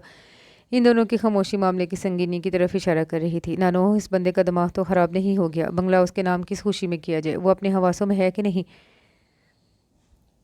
हमाद इस मुतालबे पर बुरी तरह मुश्तिल हो गया। हमाद, दिमाग उसका नहीं मेरा ख़राब है। बकौल नानो के मेरे अंदर ही घर बसाने की अहलियत नहीं है। उसने शिकायती नज़रों से नानो की तरफ देखा। हमाद, आपने महानूर का अंदाज़े गुफ्तगू देखा है। मैंने भला इस तरह से इसकी तरबियत की थी। एक तो इसकी परेशानी में अमेरिका से भागी आई हूँ, आगे से साहबजादी के ही अंदाज़ नहीं मिल रहे। वो तो खैर चलो, पराई औलाद है, उससे क्या गिला, लेकिन ये साहबजादी ही नाक पर मक्खी नहीं बैठने दे रही। नानो की बात पर उन्हें अंदाज़ा हुआ वो दोनों के ताल्लुकात खासे कशीदा थे। महानूर उनकी वजह से बदगुमान थी, तो नानो को भी उससे बहुत गिले थे। वो अगर मुझे घर से ना निकालता, अमलिहा के मियाँ आपसे साफ साफ ना कहते कि हम लोग जवान लड़की की जिम्मेदारी नहीं उठा सकते, आपने बिल्कुल भी पाकिस्तान नहीं आना था। आप तो मुझे इन लालची और खुदगर्ज लोगों के हाथ थमाकर ऐसे भागी जैसे मैं आपकी सगी औलाद ही नहीं बल्कि लय पालक थी। मेरी मामा जिंदा होती तो मैं देखती वो कैसे मुझे छोड़ कर जाती। महानूर उनसे सख्त नाराज़ थी। इस नाराज़गी में बदगुमानी का अंसर गालिब था। लो देखो भला, सारी ज़िंदगी कलेजे से लगा कर रखा, पढ़ाया लिखाया, बहू और बेटे की खफकी से ही, और एक काल पर इतना लंबा सफ़र करके भागी आई हूँ, तब भी इन्हें ही बूढ़ी नानी की मोहब्बत और खलूस पर शक है। नानो की आंखों में आंसू आ गए। इस जज्बाती माहौल को देखकर वो दोनों ही बौखला गए। ऐसी सूरत हाल का तो उन्हें बिल्कुल भी अंदाज़ा नहीं था। क्या हो गया है महानूर तुम्हें? क्यों ऐसी बचकाना बातें कर रही हो? हमाद का जोर बस उसी पर चल सकता था, इसलिए उसने पहले उसी की क्लास ली। हमाद, तुम मुझसे पूछ रहे हो कि मुझे क्या हुआ है? तुम खुद ही बताओ। इस शादी ने मुझे तमाशा नहीं बना दिया। एक लम्हे को सुकून हासिल नहीं। इन लाची लोगों की नीयत भरने का नाम नहीं ले रही। मेरी सारी ज्वेलरी सेल करके मौसूफ गाड़ी ले चुके हैं, सारा बैंक बैलेंस ज़ीरो कर दिया है, पूरे घर की जिम्मेदारी मुझ पर डाल दी। चलो ये सब भी ठीक सही, लेकिन मुझे दिन रात ज़हनी टेंशन तो ना दे। वो भराई हुई आवाज़ में बेतहाशा अजियत भरे अंदाज से कह रही थी। मेरे लिए तो डूब के मर जाने का मकाम है। मेरी घरेलू शादीशुदा ज़िंदगी को लोग ऑफिस में हंस हंस कर डिस्कस करते हैं। राशिद साहब ने बड़ी मीटिंग में सबके सामने कह दिया, और इस पर ही इक्तफा नहीं किया, फिर मुझे ऑफिस में भी बुलाकर पूछा कि आपके मियाँ छोटी छोटी बातों पर ऑफिस में क्यों फ़ोन करते हैं। जिस दिन उस बंदे ने धक्के मार मार कर मुझे घर से निकाला, आसपास की कोठियों के चौकीदारों ने मुफ्त में ये यहाँ तमाशा देखा। उसके बाद मलिहा और उसके मियाँ मुझे लेने आए तो मलिहा के मियाँ और ससुराल वालों ने कुरेद कुरेद कर मुझसे पूछा, क्या वाकई बंगले की मलकियत की वजह से उन्होंने मुझे घर से निकाला है या अंदरूनी खाना कोई और बात है। उसके लहजे में छुपी शर्मिंदगी, खौफ और रंजीदगी अब ढुकी छुपी नहीं थी। इस कमरे के सभी मकीनों ने एक दूसरे से नजरें चुराई। मेरे असाब पर सवार होकर उन लोगों ने मेरी सारी सलाहियतों को जंग लगा दिया है। मुझे लगता है मैं अब जहनी काम कर ही नहीं सकती। हर रोज़ एक नया ड्रामा तैयार होता है। मुझे खुद समझ नहीं आती मैं क्या करूं। उसने दोनों हाथों से अपना सर थाम लिया। नानू, आप उन लोगों से साफ साफ बात करें। घर सिर्फ महानूर के ही नाम होगा। आप उनके बेटे के नाम हरगिज़ नहीं करेंगी। फिर देखिएगा वो लोग क्या कहते हैं। इसके बाद कोई नया लह अमल तैयार करेंगे। हमाद ने इंतहाई संजीदगी से दो टोक अंदाज में कहा, मेरा तो ख्याल था बेटा ये घर इन दोनों की चीज़ है। जिसके भी नाम से हो कोई फ़र्क नहीं पड़ता। खामख्वाह इस बंदे को ज़िद दिलाने का फ़ायदा। नानू के अंदाज़े गुफ्तगू में मसालहत का अंसर नुमाया था। उसकी बात पर महानूर ने एक झटके से सर उठाकर सख्त शिकायती नज़रों से उन्हें देखा। वो भड़क उठी। आपकी इन्हीं मसालहत पसंदी की वो लोग बुजदिली से तशबीह देकर मजाक उड़ाते हैं आपका। वो झटके से खड़ी हुई, उंगली उठाकर बोली, लेकिन याद रखिएगा नानू, करोड़ों का बंगला अपने नाम लगवा कर जब फिर किसी और चीज़ के लिए उन्होंने मुझे घर से निकाला तो खुदा की कसम मैं किसी दारुल अमान में चली जाऊंगी, लेकिन मरकर भी अपनी बेइज्जती करवाने उन लालची लोगों के घर नहीं जाऊंगी। अपनी बात मुकम्मल करके वो किसी तीर की तरह कमरे से निकली। उसके कमरे से जाते ही नानो बेबस अंदाज से मुस्कुराई। पता बेटा ये तो बेवकूफ़ और नादान है। समझती है मुझे इसकी परेशानियों का अंदाज़ा नहीं, हालांकि मुझे उसके हालात का बखूबी पता है। यकीन करो सोच कर ही दिल फटता है। मैं तो इसे हथेली का छाला बना कर पाला था, लेकिन किस्मत से कौन लड़ सकता है। इसे मालूम नहीं इसकी बूढ़ी नानी में अब सकत नहीं। इस उम्मीद पर कि कभी ना कभी तो हालात बदलेंगे, इसे समझौता करने पर मजबूर करती हूँ। इसके अलावा चारा भी कोई नहीं। इसको गिला है कि मैं पाकिस्तान में क्यों नहीं रहती। तो बेटा मैं शुगर और दिल की मरीज़ा हूँ, अकेले इतने बड़े घर में कैसे रहूँ। नानो की अपनी मजबूरियों की फहरिस्त खासी तवील थी, लेकिन नानो वो ऐसी ओवर रिएक्ट करने वाली लड़की हरगिज़ नहीं थी। कोई ना कोई तो ऐसी बात है ना जिसने इतनी साबिर, समझदार और अच्छी लड़की को इस तरह बोलने पर मजबूर कर दिया है। हमाद को उसकी बातों से सख्त दुख पहुंचा था, इसलिए खुद को उसके दिफा में रोकने पर रोक नहीं सका। फिर बेटा आप बता दो मैं क्या करूं। नानो की बेबसी भी अरूज पर थी। अब बस इंतहाई समझदारी और तहम्मुल के साथ इस मामले को निपटाए। इस बात को जहन से निकाल दे कि महानूर का घर खराब ना हो जाए, क्योंकि जो चीज़ इंसान की किस्मत में लिखी हो वो होकर रहती है। अभी फ़ौरन घर उस शख्स के नाम करने की ज़रूरत नहीं। सिर्फ तेल देखे और उसकी धार देखे। अपने रवैये में उनको कोई लचक ना दिखाए। वो लोग आपको ख़वातीन समझ कर हरासा कर रहे हैं। आपके दो टोक अंदाज पर अगर अक्लमंद हुए तो समझ जाएंगे। हमाद ने खलूस दिल से उन्हें मशवरा दिया। हारिस बस खामोशी से उनकी गुफ्तगू सुन रहा था। उसने कोई तबसरा नहीं किया। उसे पहली दफ़ा इन ख़वातीन की बेबसी का अंदाज़ा हुआ। अगर वो लोग तैश में आ गए तो नानो को 100 तरह के अंदेशे लाहक थे। लीव इट नानो, क्या होगा, ज़्यादा से ज़्यादा वो ये ताल्लुक़ ख़त्म कर देंगे ना, तो कर दें। हमाद के साफ गो अंदाज पर नानो दहल सी गई। अस्तग़फिरुल्लाह बेटा, कैसी बातें करती हो। क्या बनेगा फिर इस बच्ची का। पहले तो आप इस बात को जहन से निकाल दें कि वो कोई बच्ची है। वो माशाल्लाह पढ़ी लिखी, समझदार और ज़हीन लड़की है। अपने पैरों पर खड़ी है। उसे ऐसे लूले लंगड़े ताल्लुक़ की कोई ज़रूरत नहीं। वैसे भी इस घर में खुश नहीं। आप भी इस हकीकत को तस्लीम करें और ये तल्ख़ हकीकत भी मान लें। अभी तो बंगला आपके नाम पर था जो आप महानूर के नाम लगवा रही हैं। कल को कोई और डिमांड करेंगे तो क्या आप पूरी कर देंगी। फिर क्या करेंगी। इसलिए बेहतर यही है जो कल होना है वो आज ही हो जाए। हमाद इस कदर तल्ख़ अंदाज के साथ भी बात कर सकता है। इस बात का अंदाज़ा हारिस को अभी भी हुआ था। फिर क्या बनेगा महानूर का। नानू के चेहरे पर कुछ था जो हारिस और हमाद दोनों को ही उन पर रहम आया। अगर खुदा ना खास्ता कुछ होता भी है तो मैं आज आपको लिख कर देने को तैयार हूँ। महानूर आपकी नहीं मेरी जिम्मेदारी होगी।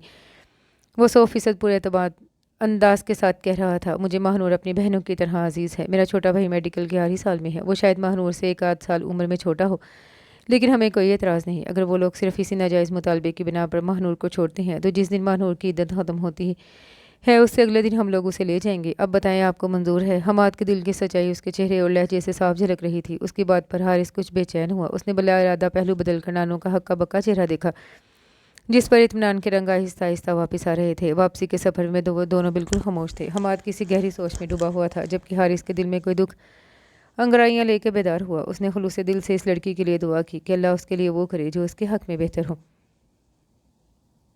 वो पूरा 1 हफ्ता ऑफिस नहीं है। इस दफ़ा तो खिलाफ़ तवक्का राशिद साहब ने खुद उसे छुट्टी दी थी। उसने अपना सारा काम घर पर बैठ कर ही निपटाया था। हमाद ही से पता चला कि नानू के इनकार पर उसका मियाँ खासा चिरागपा हुआ। उसने महानूर को घर ले जाने से साफ इनकार कर दिया और वो खुद वापस कराची चला गया। महानूर अब पिछले 2 माह से अपनी नानू के पास ही थी। उसने मलिहा के कैबिन में भी आना छोड़ दिया। उसकी वजह भी एक दिन हारिस को अचानक ही पता चली, जब हीरा के इस्तफसार पर मलिहा ने खफज़दा लहजे में बताया, यार मैं क्या करूँ, मुझे महानूर से सख्त शर्मिंदगी है। उस दिन बेचारी को मेरी नंदो और साथ में भिगो भिगो कर बातें सुनाई। एक तो वो पहले ही सख्त परेशानी का शिकार थी, ऊपर से मेरी सास उठते बिठते कह रही थी کہ گھر بسانے کے لیے ایک عورت کو اپنا دل مارنا پڑتا ہے، تب جا کر گھر بستے ہیں، لیکن آج کل کی نوجوان نسل میں قوت برداشت ہی نہیں۔ اس نے 2-3 دن میرے گھر عذاب کے کاٹے تھے۔ اوہ سو سیڈ یار، اس میں تمہارا تو کوئی قصور نہیں، تم نے تو ان سے نہیں کہا تھا نا؟ ہیرا نے لاپرواہی سے کہا۔ ہاں یار، میں نے تو نہیں کہا، لیکن انہوں نے اسی پر اکتفا نہیں کیا۔ ہمارے گھر کے ایک چھوٹے سے مسئلے پر فوراً ماہنور کو فون کھڑکا کے خوب سنائی کہ تم اپنا تو گھر خراب کر ہی رہی ہو، اب الٹا ان کی بہو کو بھی پٹیاں پڑھا کر گمراہ کر رہی ہو۔ حالانکہ اس بیچاری کے تو فرشتوں کو بھی ہمارے گھر کے مسئلے کا علم نہیں، اس نے تو مجھ سے ذکر تک نہیں کیا۔ لیکن میری نند نے ایک دن اپنی اماں کا یہ کارنامہ فخریہ انداز سے سنایا تو میرے تو پیروں سے جان نکل گئی۔ پھر مجھے پتہ چلا اس نے مجھ سے بات چیت کم کیوں کر دی۔ ملیحہ نے انتہائی افسردگی سے بتایا تو ہیرا کو بھی دھچکا لگا۔ یار تمہاری ساس پاگل تو نہیں؟ پتہ نہیں یار، لیکن ہم سب کو پاگل بہت اچھی طرح سے بنا جاتی ہیں۔ ملیحہ تلخی سے ہنسی تو حارث نے تعصب بھری نظروں سے سامنے کیبن میں اپنے کمپیوٹر پر ماہنور کو دیکھا۔ کیا بنا ماہنور کے مسئلے کا؟ اس کی نانوں کو بھی لگتا ہے کہ اپنا بنگلہ اپنی نواسی سے زیادہ عزیز ہے۔ ہیرا کی بات پر حارث کو سخت افسوس ہوا، واقعی اس کی گھریلو زندگی کو لوگ خوب ڈسکس کر رہے تھے۔ نہیں یار، وہ ایسی خاتون نہیں، بہت نفیس طبیعت کی حامل سمجھدار خاتون ہے۔ ماہنور کے میاں کی ضد کے آگے انہوں نے ہتھیار پھینک دیے تھے اور کہا ہے کہ بنگلہ اس کے نام کر دیں گی۔ اب کراچی سے آ رہا ہے وہ کمینہ انسان۔ ملیحہ کی بات پر وہ چونکا، اس کا سارا دھیان بھٹ گیا۔ اس سے اپنے آرٹیکل کا ایک لفظ بھی نہیں لکھا جا رہا تھا۔ اگلے ہفتے کاتب تقدیر نے کچھ اور ہی اس کی زندگی میں رقم کر رکھا تھا۔ اس کا اندازہ اسے اس دن آفس آنے کے بعد پتہ چلا۔ پورے آفس میں ایک شور برپا تھا، سب لوگ کام چھوڑے ایک جگہ اکٹھے تھے۔ ایک دن پہلے کراچی سے اسلام آباد آنے والا بھوجا ایئر لائن کا طیارہ خراب موسم کی وجہ سے لینڈنگ سے کچھ منٹ پہلے ایک رہائشی علاقے میں گر کر تباہ ہو گیا۔ اس وجہ سے سب لوگ اس حادثے کے متعلق اپنی اپنی رائے کا اظہار کر رہے تھے۔ یار بیچاری ماہنور، اس کی نانوں کا تو بہت ہی برا حال ہے۔ وہ لوگ ان کے گھر گئیں تو گھر والوں نے اندر ہی نہیں آنے دیا۔ اس کی ساس جاہلوں کی طرح بیان کر رہی تھی کہ ماہنور کی نحوست کی وجہ سے وہ حادثہ ہوا۔ ہیرا بلند آواز میں سب کو بتا رہی تھی۔ اچھا ہوا مانوس کی اس لالچی خاندان سے جان چھوٹ گئی۔ مائرہ تب کر بولی۔ وہ بری طرح ٹھٹکا۔ اس معاملے کی سمجھ نہیں آ رہی تھی۔ کیا ہوا عظیم صاحب؟ حارث نے دھڑکتے دل سے سرکولیشن کے اعظم سے پوچھا، جو بالکل خاموش کر رہا تھا۔ کچھ نہیں، کل کے جہاز والے حادثے میں مس ماہنور کے میاں بھی وفات پا گئے۔ وہ بھی کراچی سے آ رہے تھے۔ ان کی ڈیڈ باڈی مل گئی ہے۔ ہم سب لوگ افسوس کے لیے ان کے گھر جانا چاہ رہے تھے، لیکن راشد صاحب نے منع کر دیا۔ وہ اور حماد ادھر ہی گئے ہوئے ہیں۔ اعظم کی بات پر حارث کو ایک لمحے کو آفس کی چھت اپنے اوپر گرتی محسوس ہوئی۔ وہ تقدیر کے اس وار پر ہکا بکا رہ گیا۔ اس کا دماغ سائے سائے کر رہا تھا۔ راشد صاحب نے ان کے گھر جانے سے منع کیوں کر دیا؟ وہ مشکل بولا۔ وہ کہہ رہے تھے ان کی نانوں کی طبیعت خراب ہے، وہ ہسپتال میں ہے اور مس ماہنور عدت میں، اس لیے خواتین میں سے کسی نے آنا ہے تو وہ آ جائیں۔ اعظم نے بہت سلجھے ہوئے انداز سے بتایا۔ کیا ہوا سر، آپ کو علم نہیں تھا کیا؟ اعظم شاید اس کے چہرے کے تاثرات کو دیکھ کر چونکا تھا۔ نہیں، اصل میں کل میری طبیعت ٹھیک نہیں تھی۔ سیل فون کل شام 5 بجے سے بند ہے، صبح آن کیا تو چارجنگ ختم تھی، اس لیے یہی سوچا آفس جا کر چارج کرتا ہوں۔ اس نے فوراً وضاحت کی۔ اسے یقین تھا کل حماد نے اس سے رابطہ کرنے کی لازمی کوشش کی ہوگی اور صبح سے راشد صاحب اور حماد صاحب ہسپتال گئے ہوئے ہیں۔ مس ماہنور کی نانوں کو ہلکا سا انجانا کا اٹیک ہوا ہے۔ ہم اب لوگ سوچ رہے ہیں ہسپتال چلے جائیں اور خواتین ان کے گھر میں۔ اعظم نے یوں ہی اس کی معلومات میں اضافہ کیا۔ وہ ہلکا سا سر ہلا کر اپنی سیٹ پر آ کر بیٹھ گیا۔ اس کا دماغ بالکل خالی تھا، کچھ سمجھ نہیں آ رہا تھا کیا کرے۔ سیل فون چارجنگ پر لگا کر اس نے بلا ارادہ ماہنور کا نمبر ڈائل کیا تو وہ بن جا رہا تھا۔ وہ کچھ دیر تو بیٹھتا سوچتا رہا۔ آفس کے کچھ لوگ ہسپتال اور خواتین ان کے گھر کو روانہ ہو چکی تھی۔ اس نے پھر حماد کا نمبر ملایا جو پہلے ہی بیل پر ریسیو کر لیا گیا۔ کہاں چلے گئے تھے یار تم؟ کل سے 101 دفعہ تمہارا نمبر ملا چکا ہوں۔ آگے سے تھکا تھکا سا حماد بول رہا تھا۔ سوری یار، نمبر بند تھا۔ تم بتاؤ نانوں کی طبیعت کیسی ہے؟ اس نے بےتابی سے دریافت کیا۔ اب تو کچھ بہتر ہے۔ کل شام 7 بجے ماہنور کی بکھرائی ہوئی کال آئی تو میں فوراً پہنچا۔ میں ہی ان دونوں کو اس کے سسرال میں لے کر پہنچا۔ وہاں تو کوہرام برپا تھا۔ اس کی ساس ماہنور کو دیکھ کر آپے سے باہر ہو گئی۔ ان لوگوں کو گھر کے صحن سے ہی واپس بھیج دیا۔ گھر پہنچتے ہی نانوں کی طبیعت خراب ہوئی، تب سے ہسپتال میں ہے، حماد نے تفصیل سے بتایا۔ اور ماہنور کے پاس کون ہے؟ اس نے کچھ جھجکتے ہوئے پوچھا۔ ماہنور کے پاس میری امی اور بہنیں ہیں، وہ بیچاری بالکل خاموش ہے، کل سے ایک لفظ نہیں بولی، سخت صدمے سے گزر رہی ہے، حماد نے تعصب بھرے انداز میں بتایا۔ حارث کو اس کے احساسات کا بخوبی اندازہ تھا۔ شام کو وہ ہسپتال میں گیا تو نانوں کی حالت کچھ بہتر تھی، لیکن وہ حد درجہ مضطرب اور پریشان تھی۔ رنجیدگی اور دکھ ان کے انگ انگ سے عیاں ہو رہا تھا۔ وہ بار بار حماد سے ماہنور کی طبیعت کا پوچھ رہی تھی۔ ہسپتال میں بھی ان کو اسی کی ٹینشن تھی۔ حماد ان کو میڈیسن دیتے ہوئے نرم الفاظ میں تسلی دے رہا تھا۔ ماہنور کے ماموں کو اس حادثے کی اطلاع دے دی کہ نہیں؟ نانوں کو غنودگی میں جاتے دیکھ کر حماد نے آہستگی سے پوچھا۔ ہاں بتا دیا تھا، لیکن ان کو فوری طور پر فلائٹ نہیں مل رہی۔ پھر اس کی ممانی کا رویہ بھی عجیب سا تھا۔ وہ اپنی ساس کی طبیعت پوچھنے کی بجائے مجھ سے طنزیہ انداز میں دریافت کر رہی تھی کہ میں کون ہوں اور امریکہ کال کرنا ضروری تھی کیا؟ مجھے تو اس خاتون کی ذہنی حالت پہ شبہ ہو رہا ہے۔ حماد کے چہرے سے اندازہ ہو رہا تھا اسے ماہنور کی ممانی کی بے حسی نے کتنا دکھ پہنچایا ہے۔ وہ دونوں باتیں کرتے ہوئے باہر کوریڈور میں رکھے بینچ پر آ کے بیٹھ گئی۔ حماد، تم بہت اچھے دوست ہی نہیں، بہت بے غرض اور اچھے انسان ہو۔ میں نے تم جیسے لوگ بہت کم دیکھے ہیں۔ حارث کی رات کے اس پہر کی جانے والی اچانک بات نے حماد کو حقیقتاً ہکا بکا کر دیا۔ یا اللہ خیر، کل رات سے ایک بھی لمحے کو میں نہیں سویا۔ ایسی بہکی بہکی باتیں میں کروں تو سمجھ میں آتی ہیں، لیکن یہ تمہیں بیٹھے بٹھائے کیا ہو گیا؟ حماد نے تعجب بھرے انداز سے ذرا جھک کر ہلکے پھلکے لہجے میں اس سے پوچھا۔ یار، تم جس طرح خلوص نیت سے نانو اور ماہنور کا خیال رکھ رہے ہو، ایسی بے غرض محبت اور احساس کا جذبہ میں نے پہلی دفعہ کسی میں دیکھا ہے۔ اس نے صاف گوئی سے کہا۔ وہ اس کی بات پر کھل کر ہنسا۔ یار، میں بھی بندہ بشر ہوں، مجھے پلیز فرشتوں کی نظر سے مت دیکھو۔ جہاں تک بات ماہنور کی ہے تو اصل میں ہم دونوں کا 5 سالہ ساتھ ہے۔ ہم دونوں کی جوائننگ بھی آفس میں ایک ہی دن کی تھی۔ پھر وہ سادہ سے مزاج کی حامل بہت شریف اور سلجھی ہوئی لڑکی ہے۔ پہلے ہی دن سے ہم دونوں کی آپس میں اچھی انڈرسٹینڈنگ ہو گئی۔ دن رات ان کے گھر آنا جانا تھا، اوپر سے نانو بھی مجھ پر بہت اعتماد کرتی تھی، اس لیے مجھے ان کے گھر میں ایک فرد کی سی حیثیت حاصل ہو گئی۔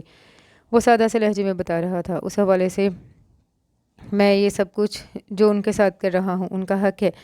پھر میری سسٹر کی شادی پر ماہنور نے کھل کر میرا ساتھ دیا۔ کچھ معاشی مسائل تھے، اس حوالے سے بھی اس نے مکمل سپورٹ کی۔ میرے اوپر بھی ان کے بہت سے احسانات ہیں۔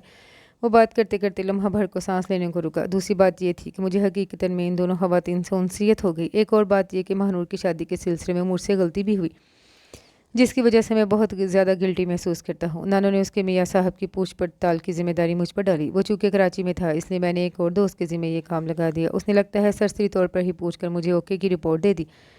یوں نانو مطمئن ہو گئی۔ مجھے تو فوراً آفس کے کسی کام سے بعد میں کراچی جانا ہوا تو موصوف کے ایک کولیگ سے اتفاقاً ملاقات ہو گئی۔ اس نے تو میری آنکھیں کھول دی۔ حماد کی بات پر وہ بڑی طرح چونکا۔ کیوں، اس نے کیا کہا؟ اس نے تو بہت مایوس کن باتیں بتائیں کہ وہ حد درجہ لالچی، خود غرض اور کمال درجے کا جھوٹا انسان ہے۔ اس نے آدھے آفس کے لوگوں سے قرضہ لے رکھا ہے، انتہائی جھگڑالو طبیعت کا حامل ہے۔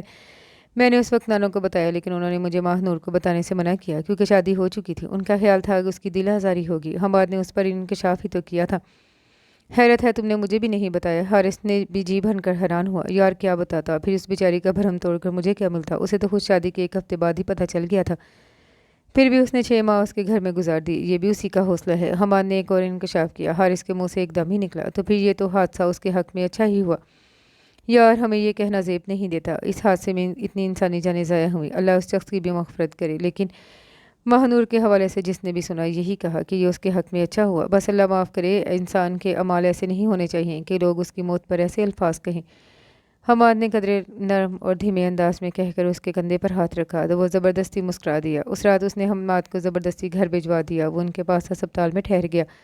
اگلا پورا ہفتہ دونوں نے پوری ذمہ داری سے یہ ڈیوٹی نبھائی۔ جس دن نانو گھر شفٹ ہوئی اسی دن ماہنور کے ماموں امریکہ سے آ گئے۔ وہ آئے تو پورے 15 دن کے لیے تھے، لیکن اپنی بیوی کی پیدر پہ آنے والی کالز کی وجہ سے مجبوراً 10 دن کے بعد ہی واپس چلے گئے۔ لیکن جانے سے پہلے انہوں نے حارث اور حماد دونوں کا خصوصی شکریہ ادا کیا۔ وہ حد سے اچھے شریف انسان تھے۔ اپنے قیام کے دوران انہوں نے یہ بنگلہ بھی اپنی نگرانی میں ماہنور کے نام کر دیا تھا، جس کی اطلاع امریکہ پہنچتے ہی ان کی بیگم کی برداشت کا پیمانہ چھلک گیا، جس کی وجہ سے ماموں جان کو اجرت میں واپس جانا پڑا۔ ماہنور نے اپنا استعفیٰ آفس بھجوا دیا، جو راشد صاحب نے فوراً ہی پھاڑ کر ردی کی ٹوکری کی نظر کر دیا۔ اگلے ہی دن وہ نانو کے پاس پہنچ گئے۔ ماہنور کی طبیعت اچھی طرح صاف کرنے کے بعد اسے دوران عیدت آفس آنے سے منع کرنے کے ساتھ ساتھ کچھ آسان سی اسائنمنٹ اس کے سپرد کر دی، جو وہ گھر میں بیٹھ کر آرام سے کر سکتی تھی۔ ان کی اس بات سے سارے آفس کے لوگوں کی نظروں میں ان کی قدر و قیمت میں اضافہ ہو گیا۔ سب ہی ان کے اس اقدام کو سراہت رہے تھے۔ حارث کئی دفعہ نانو سے ملنے گیا، لیکن ماہنور سے اس کی ملاقات نہیں ہو پائی۔ اب تو نانو کے ساتھ اس کی بھی کافی بے تکلفی ہو گئی تھی۔ وہ حماد کے بغیر ان سے ملنے چلا جاتا، وہ اس کی آمد پر کھل جاتی تھی۔ انہیں ایک اچھا سامع میسر آ گیا تھا، جس کو وہ تفصیل کے ساتھ اپنے ماضی کے قصے مزے لے کے سناتی۔ 4 مہینے دیکھتے ہی دیکھتے گزر گئے۔ اس دن اچانک ہی ماہنور کی اس کے نمبر پر کال آ گئی۔ وہ سخت تعجب کا شکار ہوا، جبکہ دوسری جانب وہ اس کی حیرانگی سے بے خبر کہہ رہی تھی، حارث صاحب پچھلے 4 دن سے گھر نہیں ہے، نانو بہت اپسیٹ ہو رہی ہیں، آج بھی اصرار کر کے مجھے کہا میں کال کروں۔ دوسرا، مجھے آپ سے کچھ کام ہے۔ جی ضرور کہیے۔ وہ ہمتاً گوش ہوا۔ اصل میں آپ ایک دو آرٹیکل آپ کو ای میل کر رہی ہوں، کوئی کمی بیشی ہو تو اسے چیک کر لیجیے گا اور کل اپنی نگرانی میں ان کے پرنٹس نکلوا کر راشد صاحب کی میز پر رکھوا دیجیے گا۔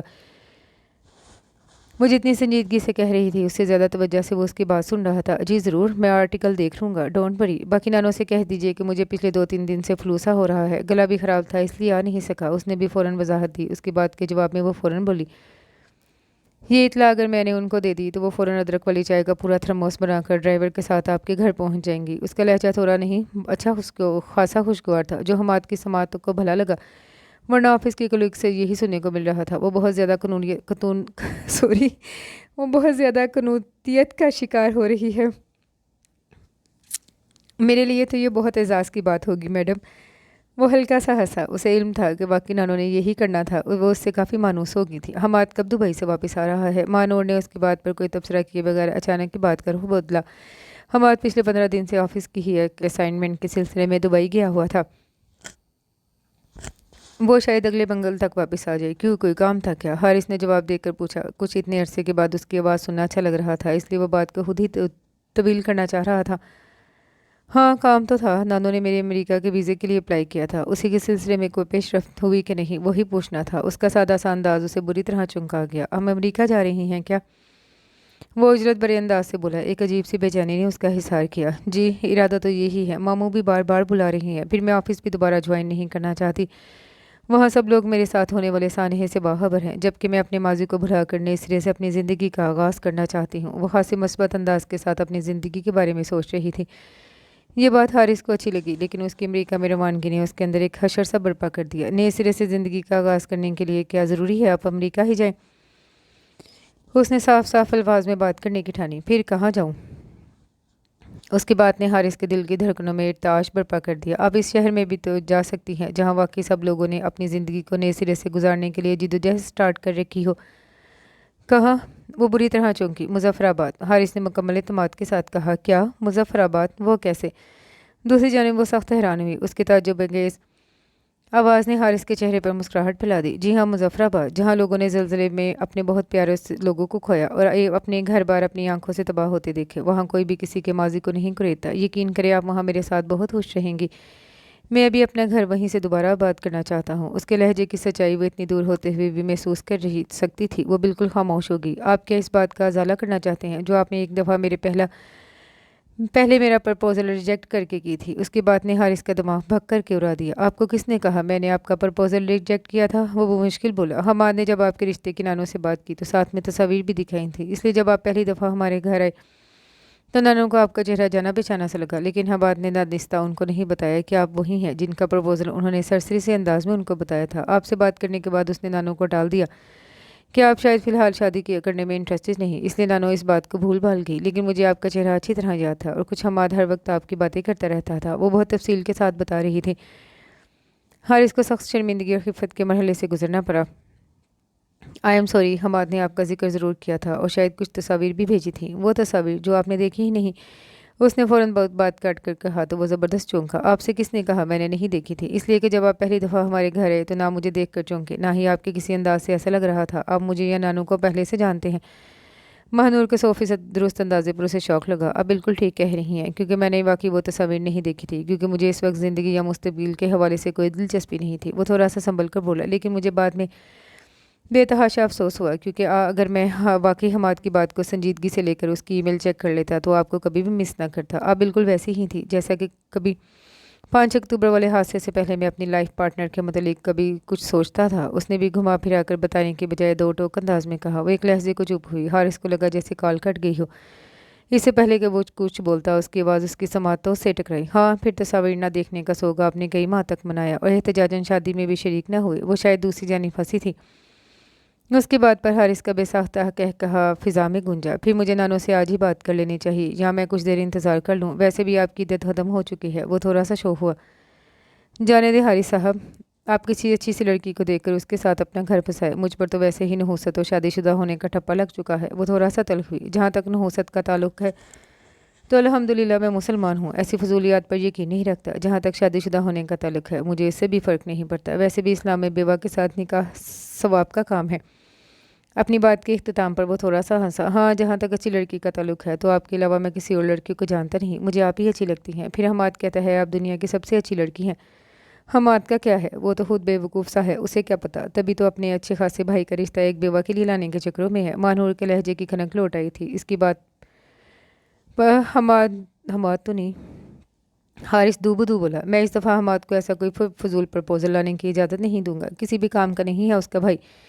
میرے خیال میں مجھے ادرک والی چائے آج ہی پی کر نانو سے بات کر لینی چاہیے۔ وہ شرارتی انداز سے گویا ہوا۔ آپ کا دماغ تو ادرک والی چائے کے بغیر بھی خوب چلتا ہے۔ وہ ہلکا سا ہنسی۔ اس نے فون بند کر دیا اس کی ہنسی میں شامل رضامندی نے حارث کے دل میں ڈھیروں پھول کھلا دیے تھے۔ اس نے فریش ہو کر پہلی کال حماد کو ملائی، جو خاصا حیران ہوا۔ تمہاری نزدیک کی نظر خاصی کمزور ہے میرے بھائی، دبئی سے ایک اچھا خاصا چشمہ ضرور کر لیتے ہیں نا۔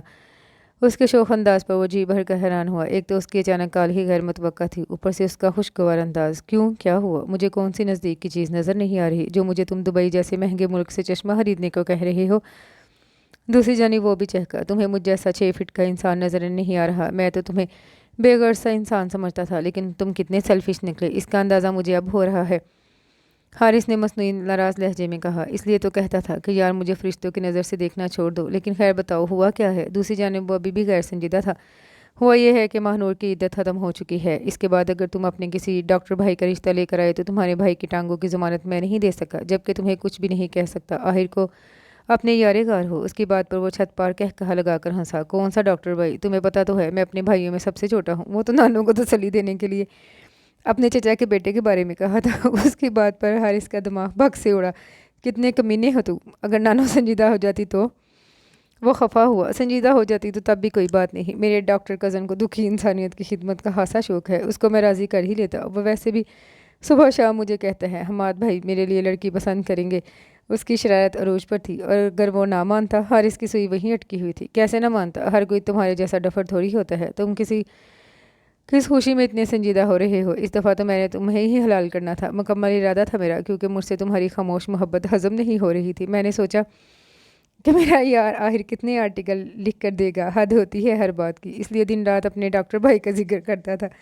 اس کے غیر سنجیدہ انداز پر حارث کو نہ چاہتے ہوئے بھی ہنسی آ گئی۔ بہت خبیث چیز ہو تم، میرے احساسات سے کھیلتے رہے، مجال ہے کبھی تسلی کے 2 لفظ بھی کہے ہوں۔ حارث نے اسے جھاڑا تھا، اب تمہیں خود ہی بعید مراد کی طرح اکیلے دیواروں سے لپٹ لپٹ کر رونے کا شوق تھا تو میں کیا کرتا، اور تسلی بھی کس بل بوتے پر دیتا؟ کون سا پتا تھا کہ یہ حادثہ ہو جائے گا؟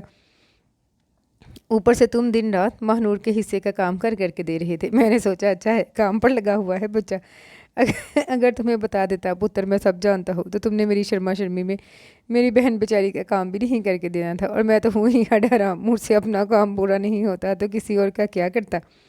حماد اب کھل کر ہنس رہا تھا، ماہنور کو پتہ ہے تم اپنے بھائی نہیں بلکہ اپنے کزن ڈاکٹر کی نانوں سے بات کرتے رہے ہو؟ اس نے کچھ سوچ کر پوچھا، ہاں اسے اچھی طرح علم ہے میں کس کی بات کر رہا ہوں، لیکن وہ اس میں قطعاً انٹرسٹڈ نہیں تھی۔ حماد نے وضاحت کی تو وہ کچھ ہلکا پھلکا ہوا، اب بیٹا تم میرا انتظار کرو، اب تو میں اگلے 15 دن تک پاکستان نہیں آؤں گا جب تک تم میری منتیں نہیں کرو گے، پھر آ کر سوچ بچار کرنے کے بعد نانوں سے تمہارے رشتے کی بات کروں گا۔